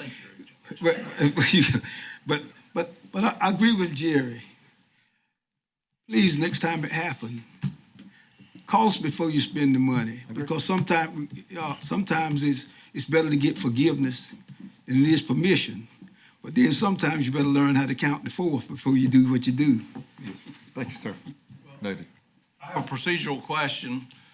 You did an interpretation of what the agreement was in obtaining the funds, which meant that we could spend the lottery money first and then spend our money second. In other words, my question is, if we do this, why did we start proportionate to begin with? Was that based on some direction from the state or some agreement with the state? Is there anything that's in this contract that's going to come back and bite us if we change the way we're making these payments? Mark, you may be able to, as far as the terms of the actual agreement, you'd be able to speak on My that. understanding is, so the original grant was written with the proportional 80-20 that was submitted to the state and that was approved by the state. That was what was in the original grant that Beaufort County Schools submitted. What I've learned since that time is that the legal match is, or maybe match is not the right word, the legal contribution is 5% and not 20%. And so the county committed 10 million, the state gave us 42. We were given a budget of, or we're given the budget we selected was 52. What we have since been told by the state, and I think actually credit to Anita because she was the person that received this information, was once you meet that 5% threshold, even though the county may have committed those funds, then you've met the bare minimum that the state requires. And so that's why we're able to do that. Can we get that documentation and get it to the county attorney for an opinion? She has it right there. She has it on email. Sure. We can. I think we need an opinion before you start changing this stuff. You don't know, somebody in Raleigh may suddenly decide to do a bunch of auditing and go back and say, you owe us some money back. And let's don't do that. And then the second thing that I want to do is to clarify something. You guys are talking about approving order number 18 and order number 19. My piece of paper here says change order number 1. Is that number 19 in your way of counting? They're part of number 18. That's just part of, that's embedded in number 18. Well, what is 19 about? Other work. It's a regular monthly, regular Yeah. draw. Well, It's May and June's pay applications. we skipped last month, Yeah, so, so it's May and okay. June. So you got 18 and 19 to be approved, and then change order number 1 is a separate item. It's all part of, they're all part of 18. There's two pay requests. Change order 1 is included in pay request 18. Well, I that's a poor way to do it. I think the change order is a separate item, should be voted on separately as opposed to being combined. That's not the way it should be done. And for the benefit of the public, I'm going to read you some of the things that are in this change order so y'all can see what you're getting for your money. They're buying additional turf for the courtyards, $150,000. Sod installation around the buildings, temporary irrigation and geese protection at the ponds. 500 folding chairs. Appliance upgrades in addition. This stuff's not defined. Additional tack boards for the corridors. Additional brick screen walls and key card access upgrades. Upgraded wall wash lighting for exterior signage. Upgrade fire lane gates to sliding gates on rollers. Upgrade existing pod 10 parking lot, sealant and restriping. And then omit the existing sewer lift station at the gym and connect it to the manhole on Hudnall Street. And then remaining allowance items to be purchase committed. Now, does this mean you're going to be back to us with these remaining items? How do they fit into this change order? No, there'll be no, this is the items you just read were the items that we were asked. All right, so the additional items that you're getting for $2.38 million is the balance of the construction material testing, which that probably should have been part of the construction process as opposed to a change order. Supplemental media center marketplace equipment, kitchen small wares and equipment, custodial equipment, balance of. Those are all allowances that are in the original project. All this is putting these allowances in the contract for construction so that we can pay those vendors. So the budget consists of the construction contract, which is WIMCO's portion, and then there are soft costs that are allowances as listed in the overall total project budget, which are your design fees and all the They should have been testing. included not as a change order then. A change order is you're changing something that was in the original contract. WIMCO can't pay the vendors if the allowance money is not in our contract. It's the same for all general contractors. What?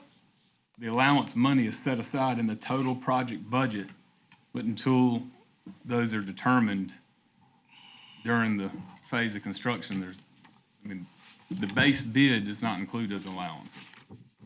Well, At you bid got day. cafeteria, common space murals, pressure washing of the existing gym, cell phone boosters, site upgrades, a golf cart trail, a golf cart, brick planter wall, time capsule design and construct planetarium. On and on this stuff goes. So I just don't understand the way that it was handled in the contract to be called a change order. But I understand you're talking about you couldn't charge people for it until the school defined what they wanted. I understand that, but I just, I don't look for it anyway. Well, the good news is the project is set to be completed here in the next few weeks and get moved in despite the 4-month delay at the beginning where we couldn't start after awarded due to the land issue that I believe everybody recalls. So we pushed real hard to try to get it done on time and going to be turned in under budget. There was a total project budget of $52 million before us general contractors ever put a bid in. So we hope everybody's happy with the building. Let me ask this, you're buying a lot of stuff here that was included in the process. Is this school being completely newly furnished with furniture? What happened to the furniture and the fittings and all the stuff that was in the old school building? Where did it go? Anything that was salvageable was moved to storage. Anything that was not was demolished. What's going to happen to it in storage? Is it going to rot or are you just going to sell it one day? Well, what we've had is kind of our other schools have come during the summer to claim tables, chairs, whatever the case may be, to fix other furniture. So if you have a broken chair at your school or a broken table, you could take this and replace it without buying something new. So we're reallocating it out to the other schools. The other schools are getting the hand-me-downs. They are getting gently used furniture, yes, sir. And we buy new furniture for this school we really don't need with a decreasing student population. Yes, that is true. Okay, let's get back to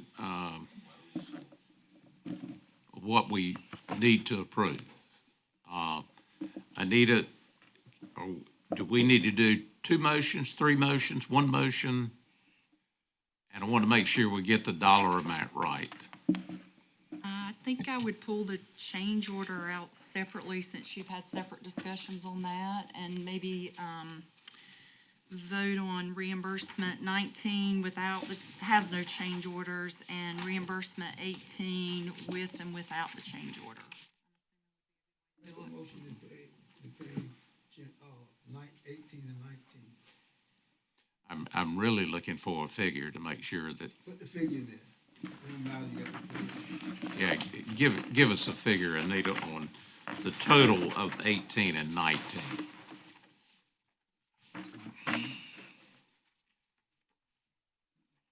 Okay, so I'll have to ask the gentleman from WIMCO. So reimbursement 18 without the change order, I'm assuming from your, The 3.427. yeah, I'm gonna subtract the 1,392,843.43 from that. Would be the change order amount that you're drawing down in 18. So removing the portion of the change order that was billed. That's what the ask is. Yes, is that the 1,392,843.43?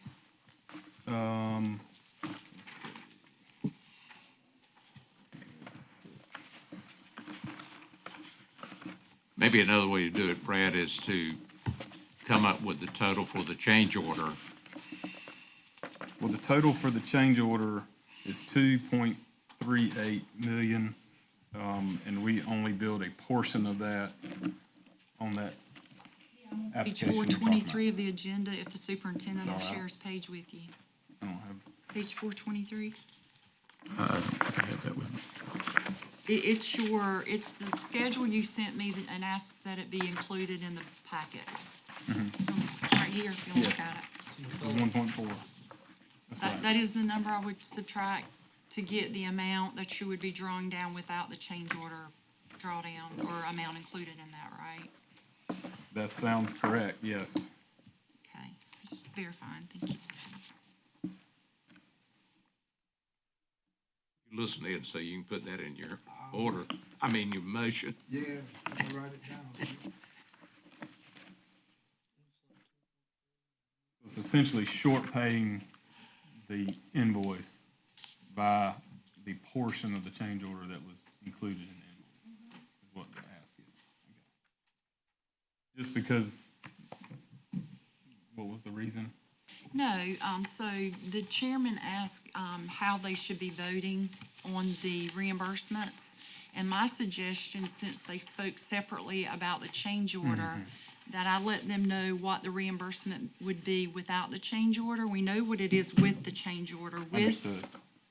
With the change order and reimbursement 18, it's $3.427, $790.12. Which is on page 425. Without the change order, it would be $2,034,946.69. That's right. That's my motion. Second.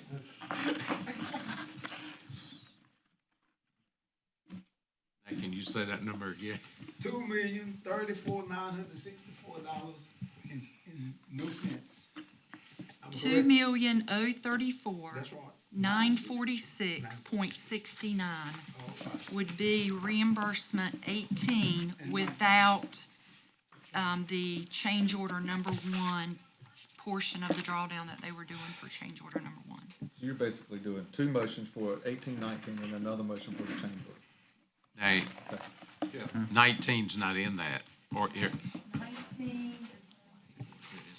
19 is on page 454, and the amount of reimbursement 19 is $1,843,205.69. and there was no correction in that one. No, Okay, it's base bid work. all right, we got a motion, is there a second? I did. Okay, we have a second. Any further questions? All right, all those in favor of the first motion to approve the school reimbursement number 18 and number 19, raise your right hand. Those opposed? All right, now we'll go to, need a motion on the change order, and that dollar amount is, $843.43. okay, I'll make, all right, Jerry, we got, let me second that. Okay. We got the motion by Jerry and second by the chairman. Any further discussion? All those in favor, raise your right hand. Those opposed? Thank you, gentlemen, and the date again is August the 17th. 17. Yep. You will be receiving invitations. All right.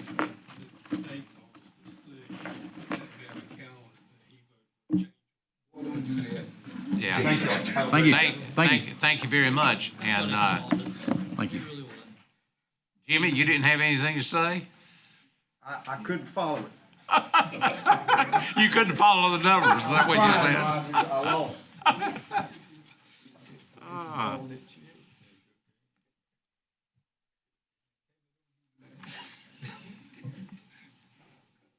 Okay, what next, let's see, what time is it? 7:10, okay, we're gonna take a break. Okay, we're back from break, and the next item is from Public Works, and that's gonna be led by Wes Overman, the Abandoned Manufactured Home Ordinance. Good evening, Commissioners. Here before you tonight, again, with the second reading of our new Abandoned Manufactured Homes Ordinance. Tonight, again, we introduced the final draft in the June meeting, and it was approved. And because of North Carolina General Statute 153A-45, no ordinance specifying a criminal penalty may be enacted at the meeting in which it is first introduced.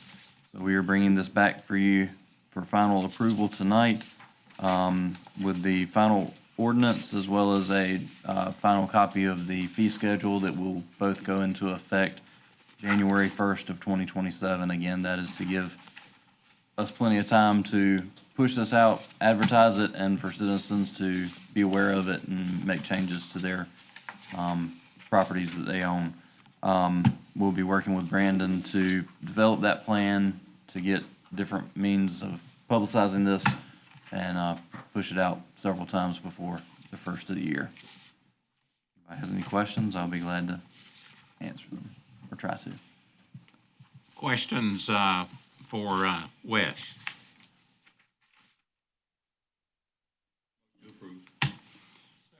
Okay, we got a motion and a second.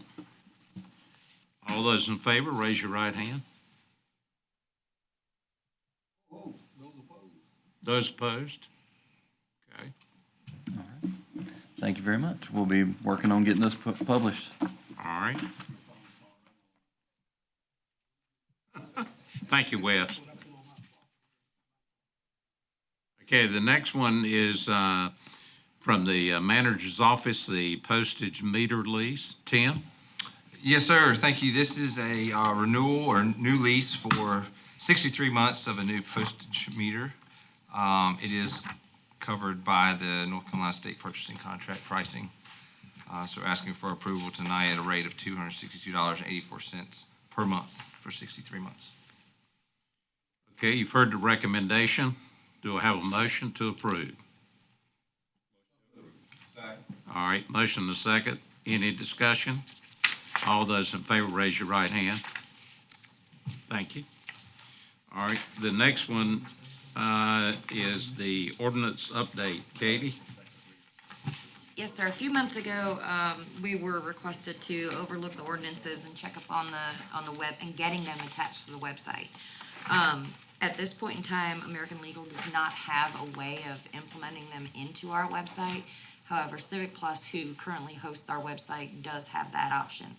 And in doing the cost, in looking at the cost, what we could do, if y'all would like to do it, is we could implement Civic Plus to do our ordinances and codes and review all of that and upgrade it to our website for an equal cost with American Legal.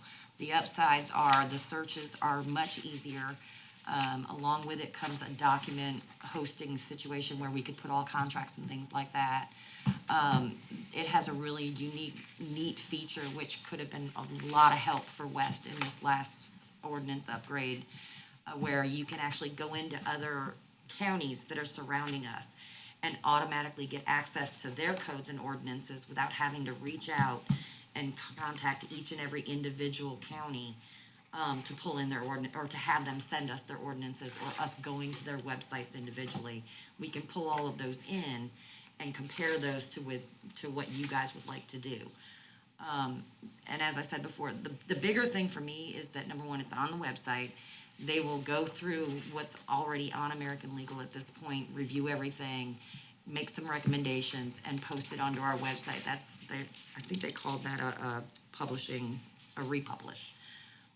They'll update our books for us and everything. They are recommending to wait on the codification because that is a 2 to 3 year process. It's up to a $25,000 cost. It's not in our budget this year. So if you choose to do this, that's a next year issue, is to go back and do a complete thorough review of everything. I would recommend switching it over to our current website so that it's much more accessible to our citizens. They will have a much easier time searching our codes and ordinances. Everything will be brought up to date. And it takes, they said it'd take about 3 months for us to get up and running, if that's what you chose to do. If not, one more thing. They are already ahead of the game on the ADA compliance thing.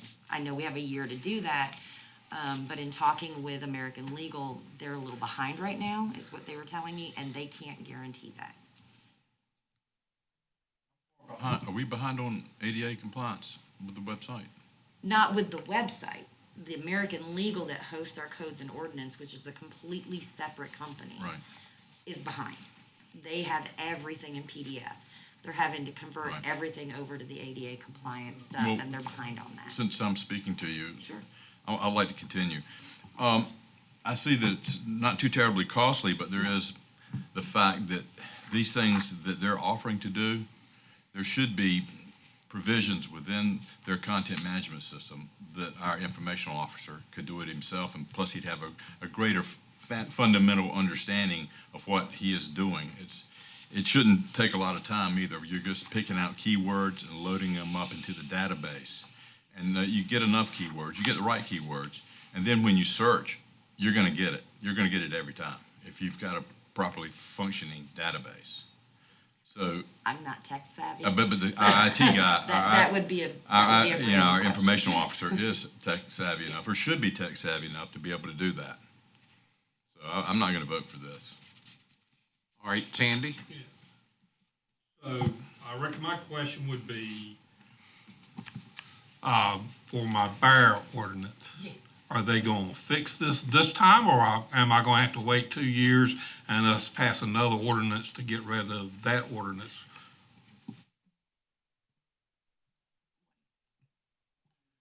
My understanding would be that because I think we spoke before about that's an all-encompassing thing that does happen during codification. And that is as I said, that is a 2 to 3 year process. And it can be anywhere from $15,000 to $25,000 to do that. Whether you choose to stay with American Legal or go with this company, either way, it's still going to be that 2 to 3 year process, because it is a very in-depth process where legal looks at it. They go through and make sure that all of the wording is appropriate, that it is in line with what state and federal laws are requesting and requiring. So whether you do this company or stay with American Legal, that's still gonna be 2 to 3 years, because it is a long drawn out process. I think we can appeal an ordinance in 3 months, can't I? Because please, I mean, it's an ordinance on the book that is incorrect, and I want it taken off. I'm happy to Because speak when to I that. shoot the bear in my backyard, I don't want nobody to come give me a ticket. Well, I can't comment on what wildlife may or may not do as far as that's concerned. However, what I can say is that we can bring before the board an ordinance to repeal an ordinance that's on the book. So that would be kind of piecemealing the situation. The codification takes a look at it as a whole. But if we have something on the books that any of our commissioners want us to take a look at to repeal in the interim, we certainly could do that. And so that's something that we could certainly bring before the board. We need to take a look before we do this, because the last time we did this, we did not necessarily get all of the ordinances in there, and we need somehow between the clerk and the attorney to make sure that we're picking up all of our ordinances, because they're hid in some strange places. And also, those that are not valid, they need to be repealed. Now's the time to do that. I have been, over the last couple of months, which is why I didn't bring it back immediately, I have slowly each day been going through every single year, all the way back to what I have access to without having to go into the jail, because that's where the rest of our books are. I'm slowly doing the process of looking at each ordinance and making copies out and putting them to the side, so that I am making sure that they're in order, and ones that have been repealed, I set aside, and ones that we have, like the bear ordinance, are sitting there. So, as you said, it's been 15 years since we've codified, and I don't know how long it took JoJo to do that prior, or how long that buildup took with Mr. Mayo. But I have found a few that are there that probably don't. Yeah, need to but be there ordinances that have been repealed, this is a question, would we not put the ordinance in there and then show that it was repealed? Because people doing searches are gonna find these ordinances and think they're valid, and you don't know. Yes, and actually, and I'm still kind of taking this program. This program actually has a process where when an ordinance gets repealed, it goes into our history.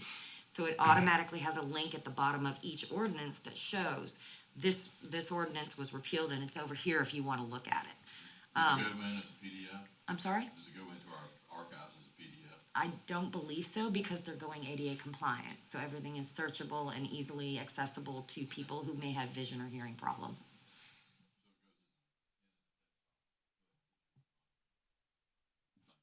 So it goes in as a text file, and That's what I was talking about. You put it all in a text file, and then you submit to your database Yes. all the keywords, plenty of keywords, Well, good keywords. I'm saying yes. I know. It's really not that difficult. It takes a little time, but, you know, you got the span of a month or 2 or 3 to do it, and then you got a handle on what you're doing.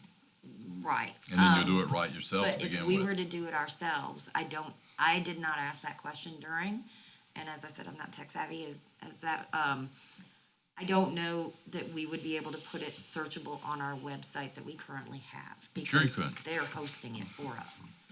And it would require it would require a link to an outside database.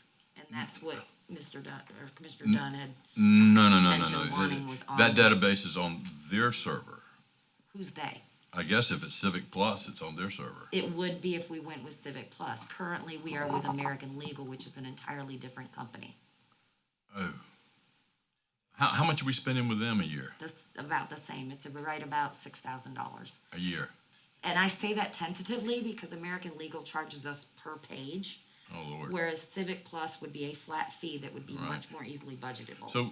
So why don't you, I don't understand why we don't get a handle on it ourselves and put it all on the website and and do it ourselves and not pay any of them. Then we got a handle on it. We know what we're doing. We know, we've looked at them, we've read them, we've put the keywords in. It can't be more than a few hundred or maybe 1,000 pages.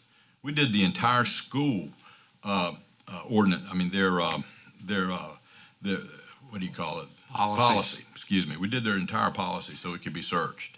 We don't You put have in an a IT word. We don't have an IT department, so that would be a Brandon question. But that's what the informational officer No, he's an does. information officer. I could teach him how to do it very quickly. It's pretty easy, simple. I don't know how to answer that question because Well, I don't know what you're saying. So. That's a declaration. I can teach him. That's not a question. I can teach him. That would be up to your board, the board. Yeah, it would be up to them. Well, Tandy's the one that brought this up. Where do you want to go, Tandy? I want to go away from American Legal, that's for sure. Yeah. I mean, they're horrible. They've been horrible. They're not doing what's supposed to be done. And I think at this point in time, we need to go to somebody that's going to do it right. If we can do it and get it codified, once we get it done and straight, then I see no problem in the world somebody maintaining it, because it's not like we do ordinance all the time and do resolutions all the time. I think once we get there, we'll be okay. Now, that is not Brandon's job. And, you know, Brandon, correct me if I'm wrong, that's not your job. And, you know, I don't want to see Brandon maintaining our webpage. Do we have somebody that maintains our webpage? Yes, That is me. That's Brandon. And That just, is his job.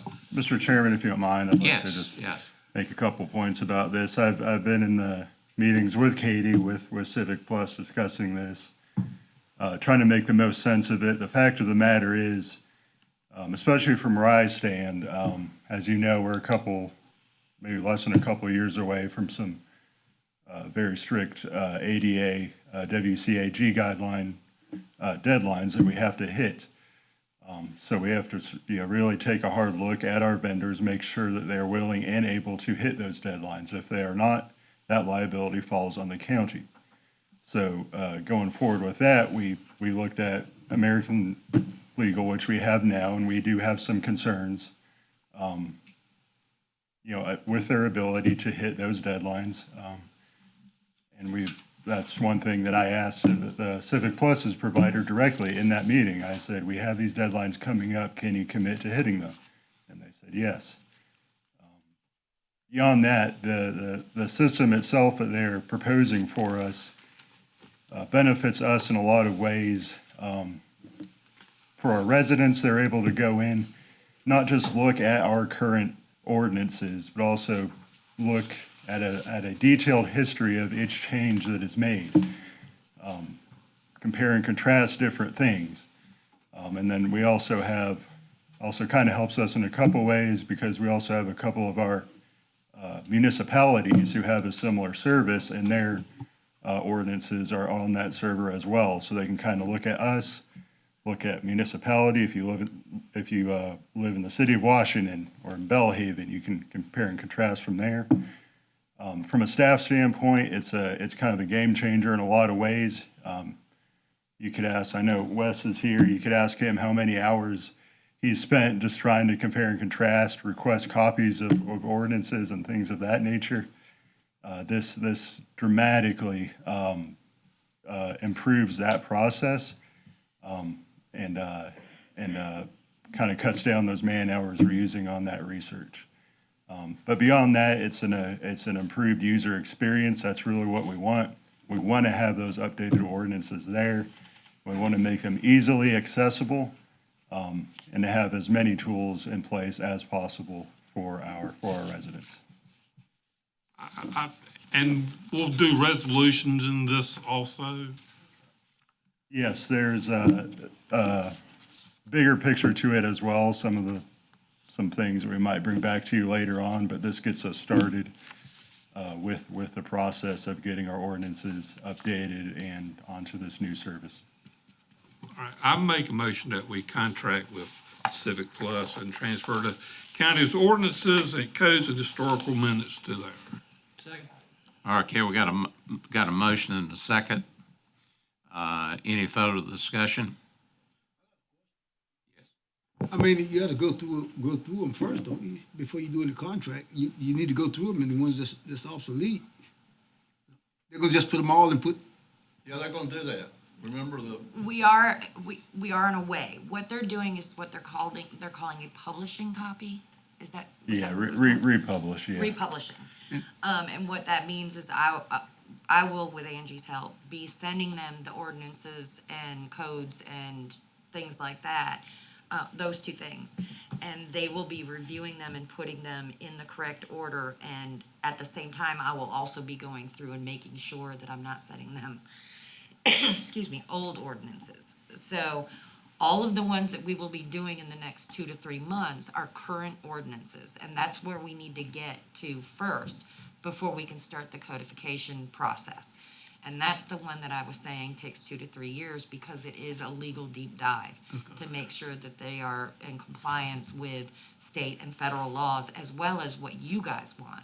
Because like the bear ordinance, I mean, I may come across one from the 80s and say, hey, you guys never repealed this. You guys are not allowed to wear blue shirts on Sunday. I know that's not a real one, but, I may come across those things. And those are the ones that we will say during codification, yeah, we don't want that. What's the cost of Civic Plus? It's $1,500 a year. Yeah.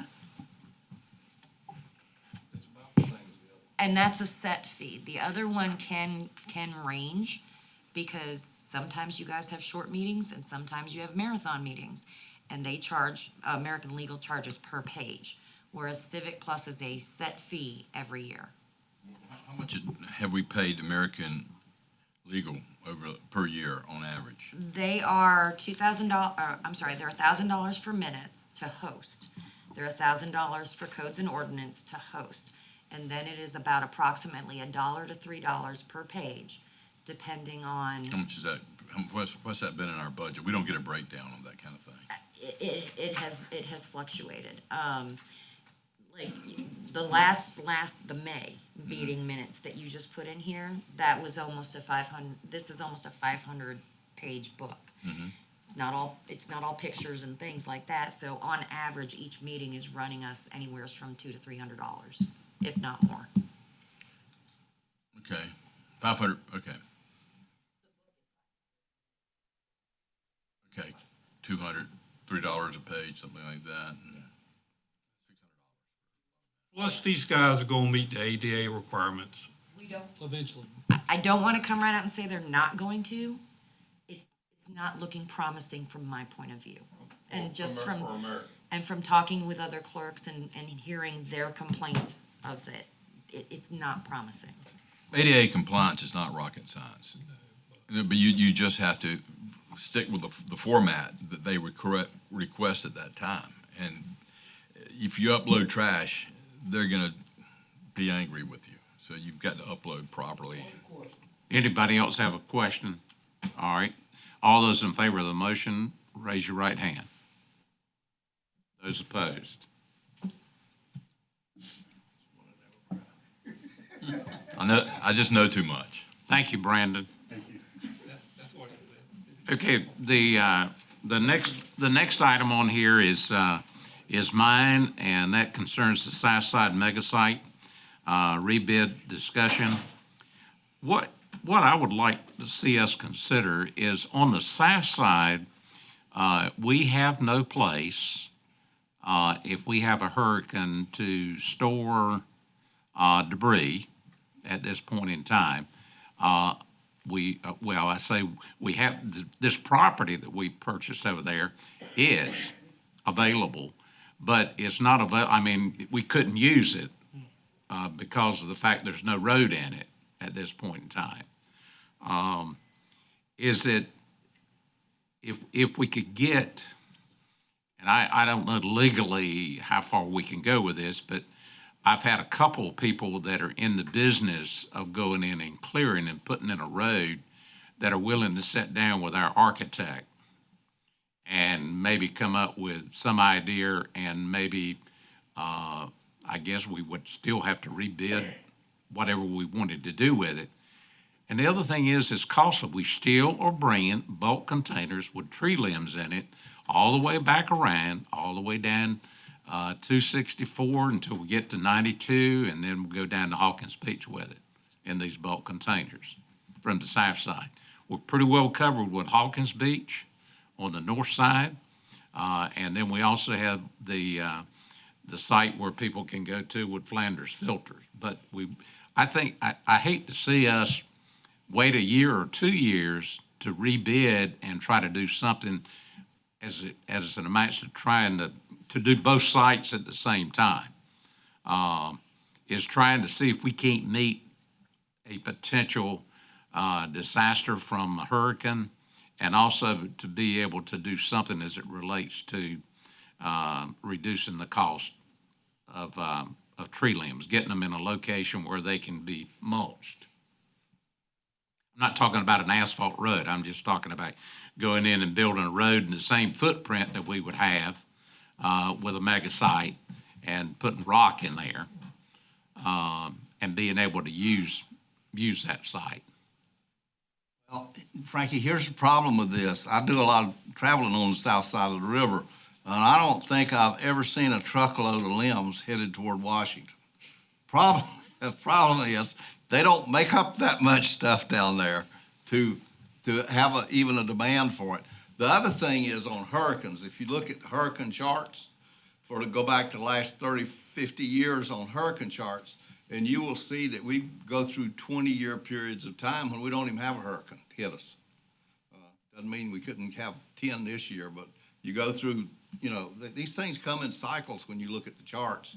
So you're gambling if you clean up a place to get ready for a hurricane, because you go clean it up and it might be 20 years before you get hit and actually need it. So, I'd let that sleeping dog lay until we get back into dealing with the mega sites. Tim, did you have a comment? No, and I know enough about those mega sites to be dangerous. I assume we have, or if we don't, maybe a good thing to do would be to gather some data on where stuff is going at our current sites, and see what, Commissioner Richardson talked about, not having a big demand for limbs in that area. Maybe it'd be a good idea to kind of study it as a whole and see the county, see where things are going and what quantities are coming from each of those sites, and determine where the largest need is right now. And then if you did pivot and decide to do something different than the plan, then incorporate whatever that is for your long-range plan for what the cost of the full build-out would be, incorporate what you do now so you don't have to change things as you move toward that goal of creating the whole vision of what the original plan was going to be. So, But you could go in if you decided it was the risk, and you don't need an architect. There's 2 engineers back there that can do it. To put a stub out road in there and clear some land, I mean, that wouldn't cost a lot of money, so it's not a it's something that could be easily done. But we don't need to be farming out more engineers to do this, because we've already paid a bunch of money for plans, and the plans are laying there. You just follow the ones you got. And the other thing would be, you know, is this an operation that would stay there? Like, I know the grinders cost a lot of money and a lot of money to maintain. Would you keep something down there? Would you have a mobile? We're using contract grinders. Okay, so somebody comes in. We just and- bring them in okay. once a year. Yeah, so I mean, you could do that, and then once you get a certain quantity that's worthwhile paying someone to come in and grind it, then you have them come in on that road that you create and grind it. Yeah. It's an option. But find out how much volume is.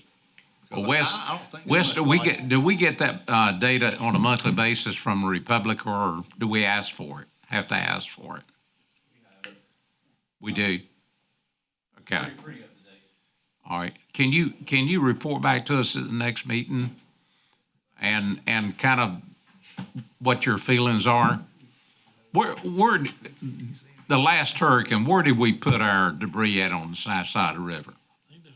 In Aurora, on that lot that we traded to. Next to the clinic? Where we traded it Yes. to the town, that's where it went. That was in 2012, Yeah. 2011 See, was the it's last been- time. So yeah, I think it was 2011 or 2012 the last time that happened, where there was a large amount. 15 years ago. Yeah. We have the low data and stuff that's been part of the presentations that we've given to you in the past. We can certainly pull that up and look at, you know, what it would take to do that, because again, I mean, that's a different scope. We probably will have to use our consultant Garrett and Moore, because West and I don't, I mean, in order to put together a plan and a budget, we don't have the numbers of what, you know, bids are coming in other than what our bids came in. Now, look, I'm an engineer. Look, guys, I'm like Stan on this thing. You guys can do that.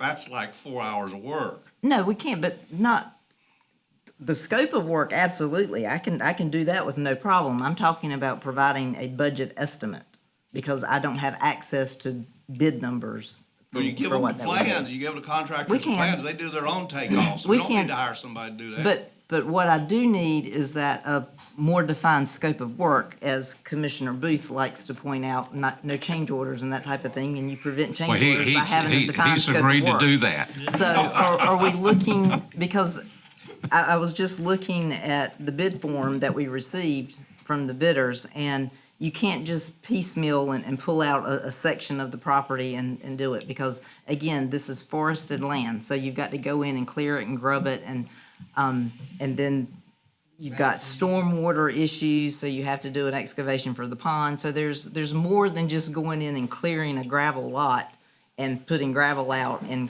calling it a day. So we can certainly go in and do that. But I do want to clarify, are you talking about just providing a gravel space in order to go in and to put your vegetative debris? Is this something that would need to be manned?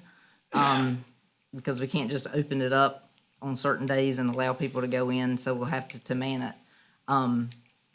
So, I mean, it's a little bit more than just clearing a Right, piece of land and right. putting gravel on it, because we have I to just go don't with the think the stormwater volume and is- everything I that don't think goes the with it. amount of limbs are there. Yeah, and that's something we can pull that together and send that to Katie so that she can send it out to you as far as the number of loads Yeah, that are how about processed just on a bring it yearly back at the next basis. meeting, and you guys kick it around and I mean, I was having one of these emotional things the other night, and I was coming up with things, and that was one of them on my list, so. Things, All right, that's, yeah, that's good. cutting No, we can wood. certainly, we'll get that information to you and look at it. Are there any other alternatives that you want us to look at that we can bring back to you next month? Way we could possibly use that property, you know, like the same aspect with down in Aurora. After the hurricane, we made a huge mountain of stuff and they went down there and grinded it down. A place somebody could do that. To do that, okay. If I can just throw something out there along those lines, you know, it's always been in the plan to have that available down the road. It was not included in the original bid package except for a access road into that area, because the vision was, when the time comes, FEMA reimbursement may be an option for clearing and preparing the site for that. So that was one reason why we held that back from the bidding. That's knowledge. I mean, yeah. I think we actually have emergency management contracts to manage the debris and things like that, the loads, how many loads and things like that come in these two contracts. One to count how many loads comes in and one to dispose of the loads. Chris, that's right? We do have contracts, one we piggyback under the state debris management program. We have a secondary contract, it's one of our pre-position contracts that's in place, but that's just for the vendor. The destinations that we store debris, that's up to us as the county to provide. One of the things that we've run into is since 2011, 2012, when we used the Aurora site, that site right now would not be an approved debris site because it's in the floodplain. So we actually lost, we encountered that during Florence. Several of the previous staging locations that we used were no longer acceptable because it was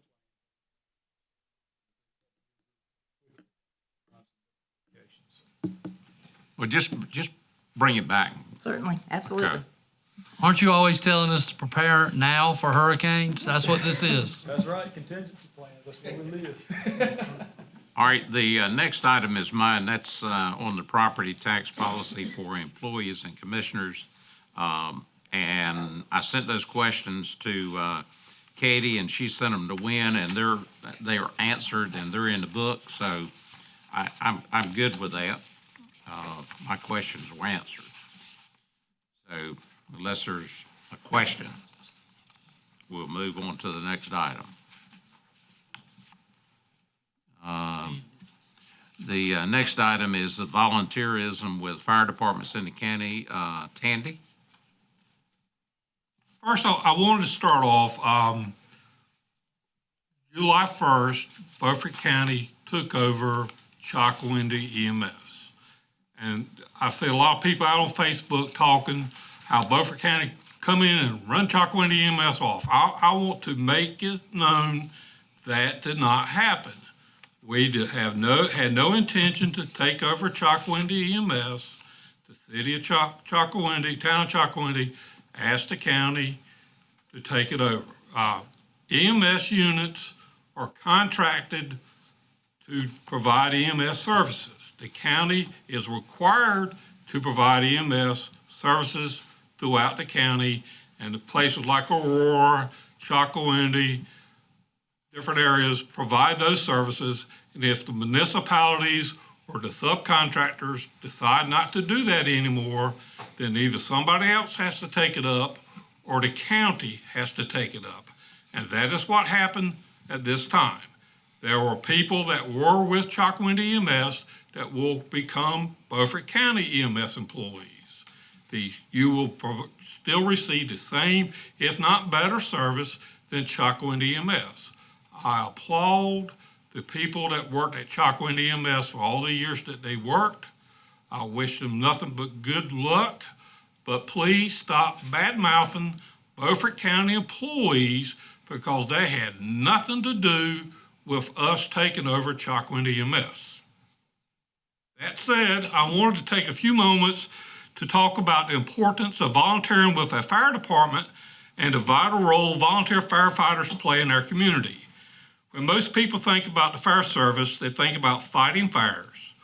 What remains an important part of the job, while that remains an important part of the job, today's volunteer firefighters do much more. They respond to medical emergencies, vehicle accidents, natural disasters, search and rescue incidents, and many other emergencies. In many communities, volunteers are often the first people to arrive when someone is experiencing one of the worst days of their life. Volunteering with a fire department is one of the most meaningful ways a person can serve their community. Every call answered, every training session attended, and every community event supported helps make our community safer and stronger. Of course, volunteering requires commitment and sacrifice. Volunteers lead family gatherings, miss holidays, respond in the middle of the night, and train regularly to stay prepared. They do this not for recognition or financial reward, but because they believe in helping others and giving back to their communities. Volunteer fire departments are much more than emergency response organizations. They participate in public education programs, community events, fundraisers, and youth outreach activities. Through these efforts, they build stronger relationships and foster trust within the communities they serve. Volunteer firefighters also provide tremendous value to taxpayers. We could not afford emergency services without volunteers. In 2025, departments in Beaufort County were dispatched to 4,390 calls. If Beaufort County had to pay to staff each of our 13 volunteer stations 24 hours a day with a minimum of 3 firefighters, it would cost us approximately $13 million. This would increase our tax rate 13.2 cents to 58.2 cents per $100. During that same time, approximately 370 volunteer firefighters in the county responded. That number, their response time to calls, and equipment they have impacts each and every resident of the county in their insurance rate and what you pay on your property insurance. In closing, volunteering with the fire department is about service, commitment, teamwork, and community. It is about ordinary people doing extraordinary things when their neighbors need help. The dedication of volunteer firefighters represent the very best of public service. To all of our volunteers, we thank you for your commitment, your sacrifice, and your willingness to answer the call when others need you most. If you want to volunteer, we got two of our chiefs, Williams and Tedderton, with us today. There's websites out there. Go to a meeting. They will be more than happy to have you. My middle grandson is at a fire department meeting right this minute. He got his turnout gear last week. He's tickled to death to be a volunteer member. He got his driver's license, and the first thing he want to do is go to a fire meeting. Appreciate all of our volunteers. So thank you. You want to go to your next item?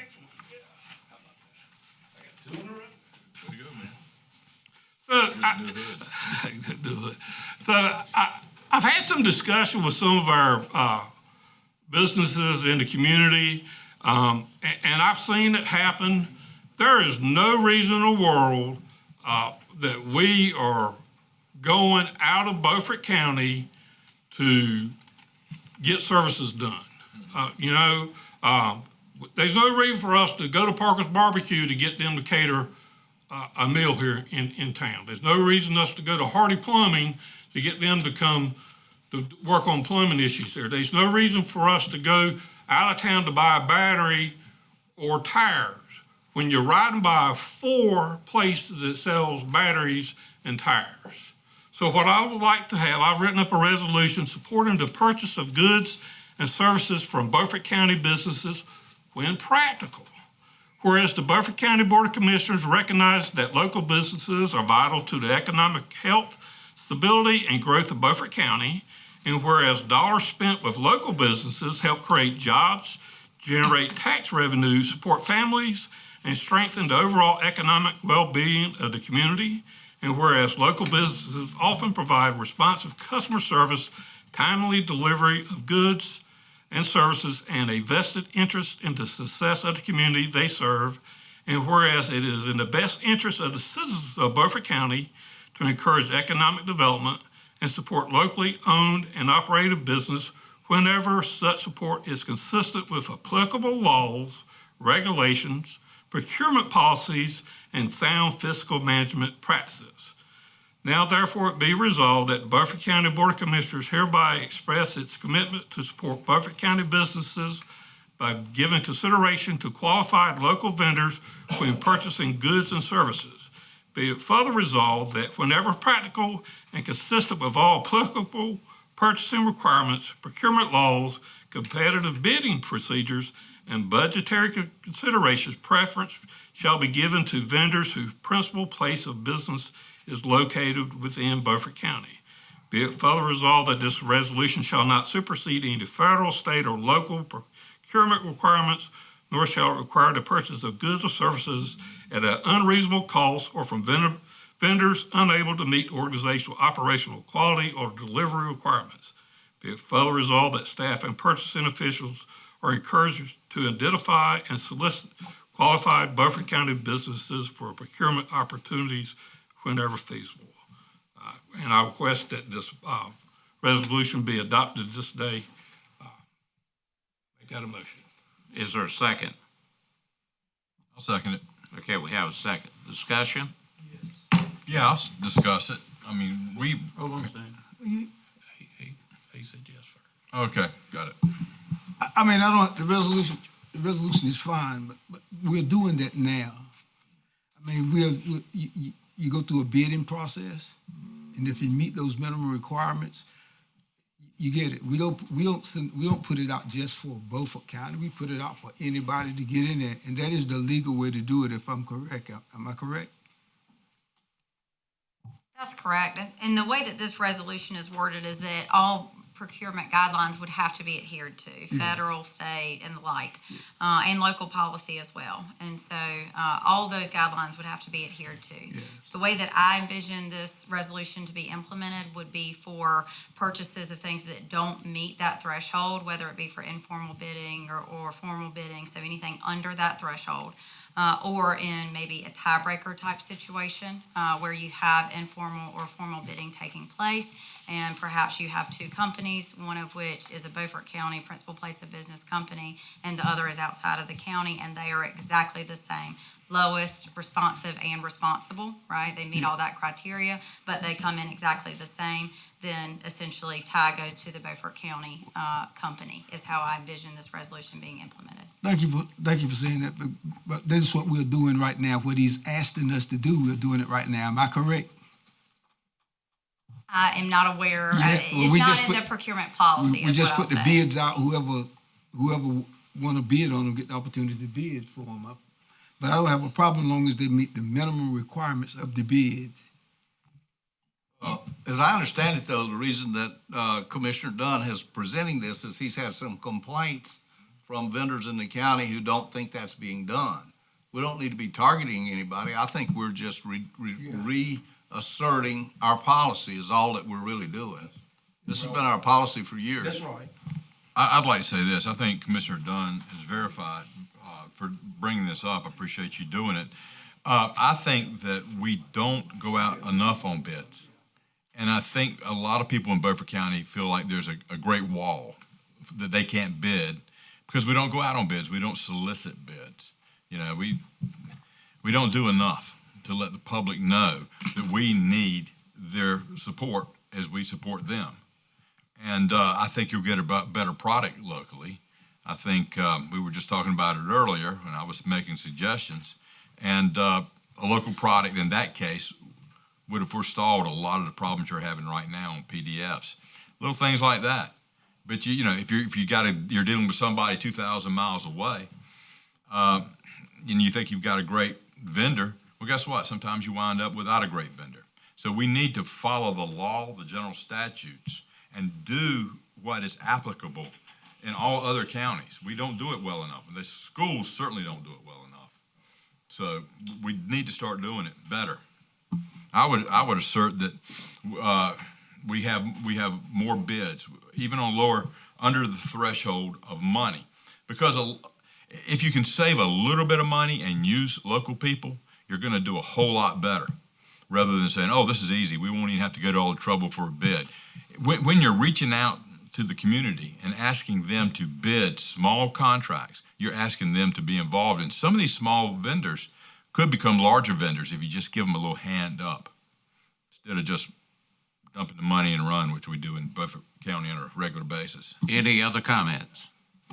Chris, can I ask you a question?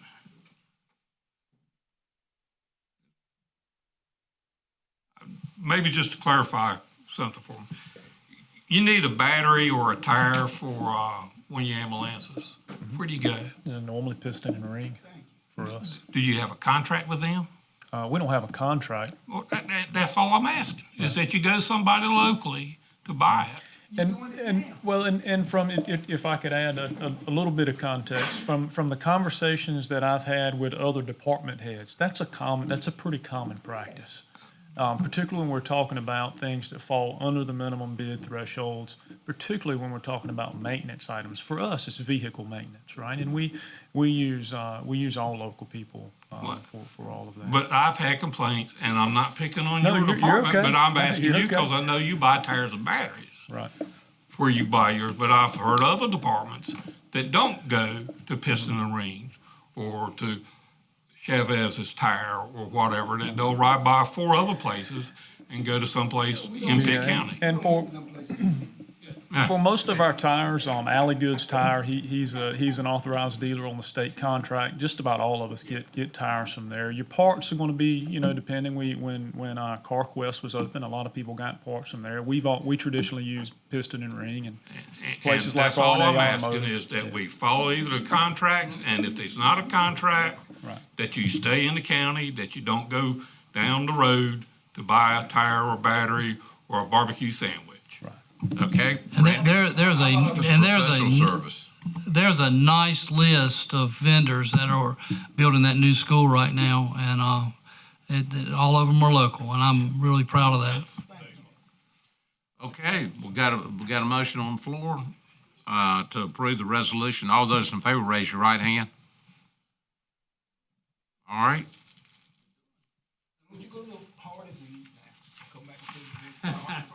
Okay, Stan, we're down to the windmill. Yeah, okay, give me a minute. All right. We have no windmill ordinance in Beaufort County. The first time somebody comes to the county and wants to build a windmill because we have no ordinance, then they'll be just ushered in without a whole lot of scrutiny. And they'll have the right to do that because we have not taken the assertive necessity of creating a windmill ordinance. And I've been looking around, and what I found is in Craven County, they have a tall structures ordinance. And I would like for us to look at it and maybe consider adopting something similar to that.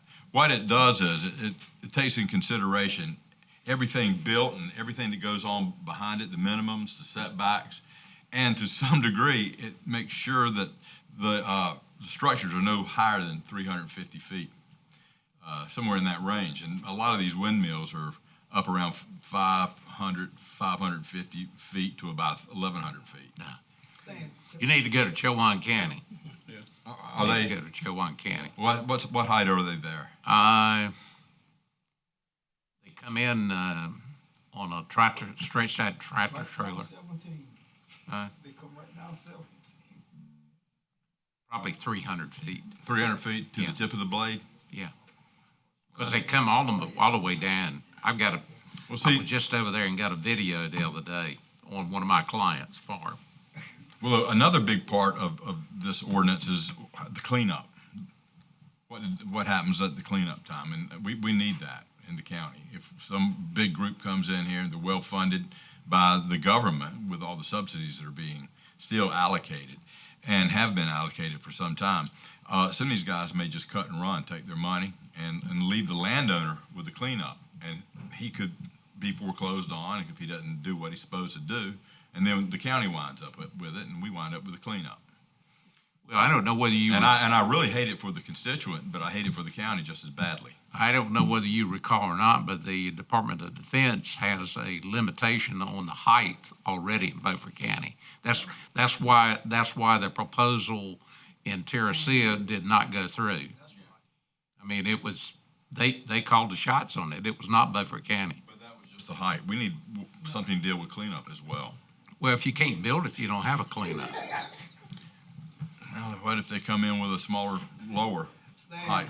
Yes. It's not a business model. The business model is what they have over in Chowan County and up in Elizabeth City area. Stan, who knows, just laughing about it. Wasn't laughing at you, but you don't have to worry about them coming here. Beaufort County, most of Beaufort County air space is covered, like Frankie said, by the Army. We've been to the Department of Interior, the Department of Defense, we've been everywhere. Yeah, and I had forgotten about the whole thing. Yeah, You reminded me. yeah. As a matter of fact, we was in the office one day, and the guy was he was lying because he said these airplanes fly over the house through Acre Station, Pung every day, and he showed my mama house. Remember? I said, sir, let me tell you something. That ain't true. I said, you fly that plane that low by my mama's house, you can blow it down. so they can't come here. And at the time, some counties are making as much as $190 million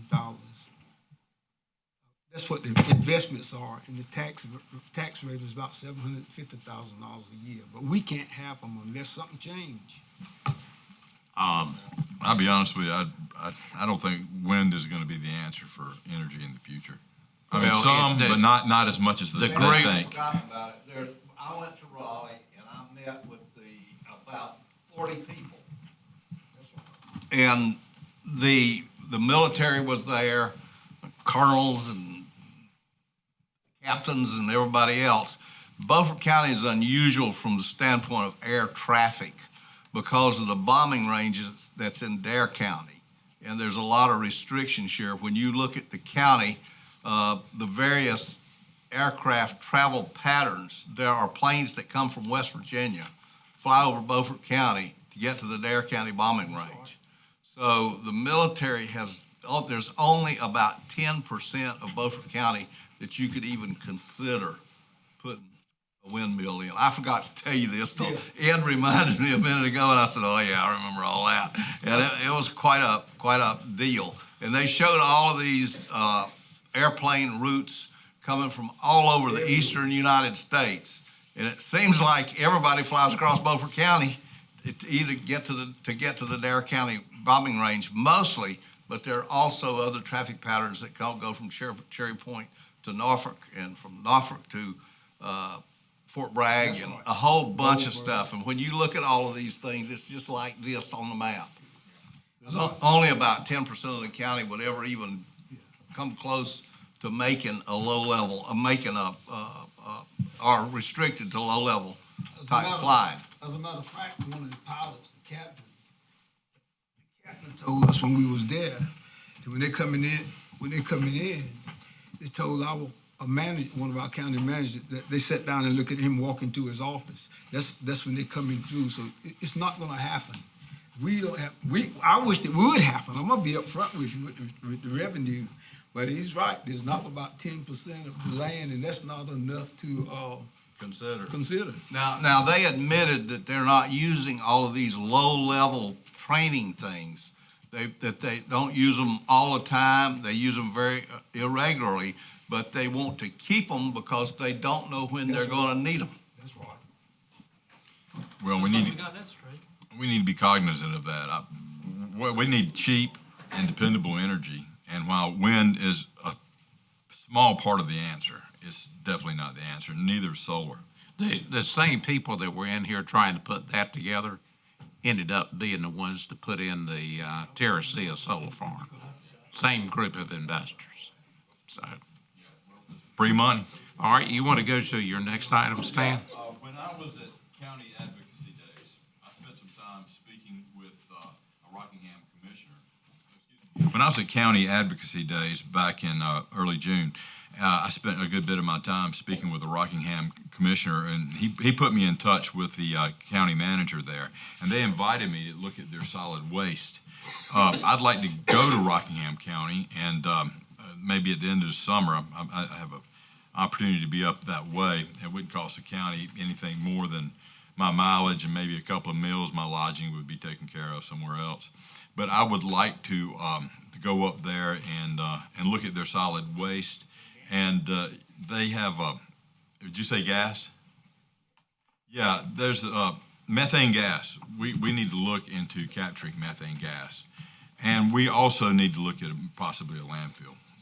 Beaufort County is a huge, huge county, probably close to 1,000 square miles counting the water. And we have a lot of areas that are pretty far removed from urban sprawl. So we could have a landfill. People wouldn't be screaming, not in our backyard. There's different soils. We're going to have to evaluate that. But we probably got suitable soils for a landfill. Landfills are moneymakers. And not only will you get the capture of the gas, but you will also stop sending your trash for $65 a ton out of the county. And then other people will be sending their county to us, and then we'll be mining that methane gas. And I'd like to know at some point, is it possible for us to mine the methane gas that's probably emanating from the inner reaches of White Post Road, former landfill? That's something we maybe need to look into. But it's something I want to study. I want to start it by going to Rockingham County and them giving me a tour of what they're doing there. Is it really on your heart? Yeah. Well, yes, go ahead. Well, thank you. I appreciate it. Well, let's make that a consensus then. It is on my heart. Okay. Put your mic on and say that again. I second the motion to send Stan out of Beaufort County. I try to get out of Beaufort County every chance I get. We'll pay his mileage one way, right? Is that what you said? No, you get it both ways. All right. A couple of meals. Okay, Katie, I guess that's a consensus, right? Yeah. Okay. You have to vote, no consensus, yes or no. Okay. well, I mean, it's really between you and Anita, whoever approves your expense report. Commissioners do that. I mean, they give me the permission, right, yeah. Okay. On an itemized list. Well, you'll get, that comes with the, Okay, all those in favor of the road. motion, raise your right hand. Bring us some pictures back in the land, please. I will do that. If you want to see them, I'll give a presentation. Okay, we're down to the closed session. I'll ask Katie if she will to read us into the closed session. Motion is needed to go into closed session under NCGS 143-3-18-11-4 to discuss matters relating to the location or expansion of industries or other businesses in the area served by the public, and under NCGS 143-3-18-11-A6 to consider the qualifications, competence, performance, condition, and appointment of a public officer or employee or prospective public officer or employee. Okay, got a motion. I need a second. Second. Okay, we got a motion and a second. All those in favor, raise your right hand. Thank you. Okay, we're coming out of closed session. I need a motion to come out of closed session. Second. Got a motion and a second to come out of closed session. Need a vote. All those in favor, raise your right hand. Thank you very much. We are in the process of losing our current tax assessor, and his last day is July the 24th. And so it's our responsibility to appoint an acting assessor as of that date, I guess would be the effective date. Or would the effective date be? I would say the 25th, Okay, July 25th. all right. And I would entertain a motion for us to appoint an acting. Okay. Got a motion and a second to appoint Renee Beecham as interim. All right. Any questions? All those in favor, raise your. You got a question? Oh, I'm sorry, Tim. I was just gonna mention, we'll need to, at some point, discuss the compensation for that interim position as well, as mentioned by Katie. Okay. We think, the way we've been doing it is you look at it and come back with a recommendation. Okay. And also, if you would come back at the next meeting with recommendation on how we move forward to advertise the position. Okay. Any other questions? All those in favor of the motion, raise your right hand. Thank you. We're down to, is there any comments, 2-minute comments that a commissioner has? Let me do one. I tell you what, that banana pudding worked. I'm ready.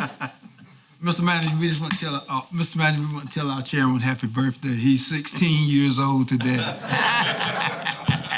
Thank you very much, Ed. I appreciate that. Need a motion to adjourn? So moved. Second. Thank you. All those in favor, raise your right hand.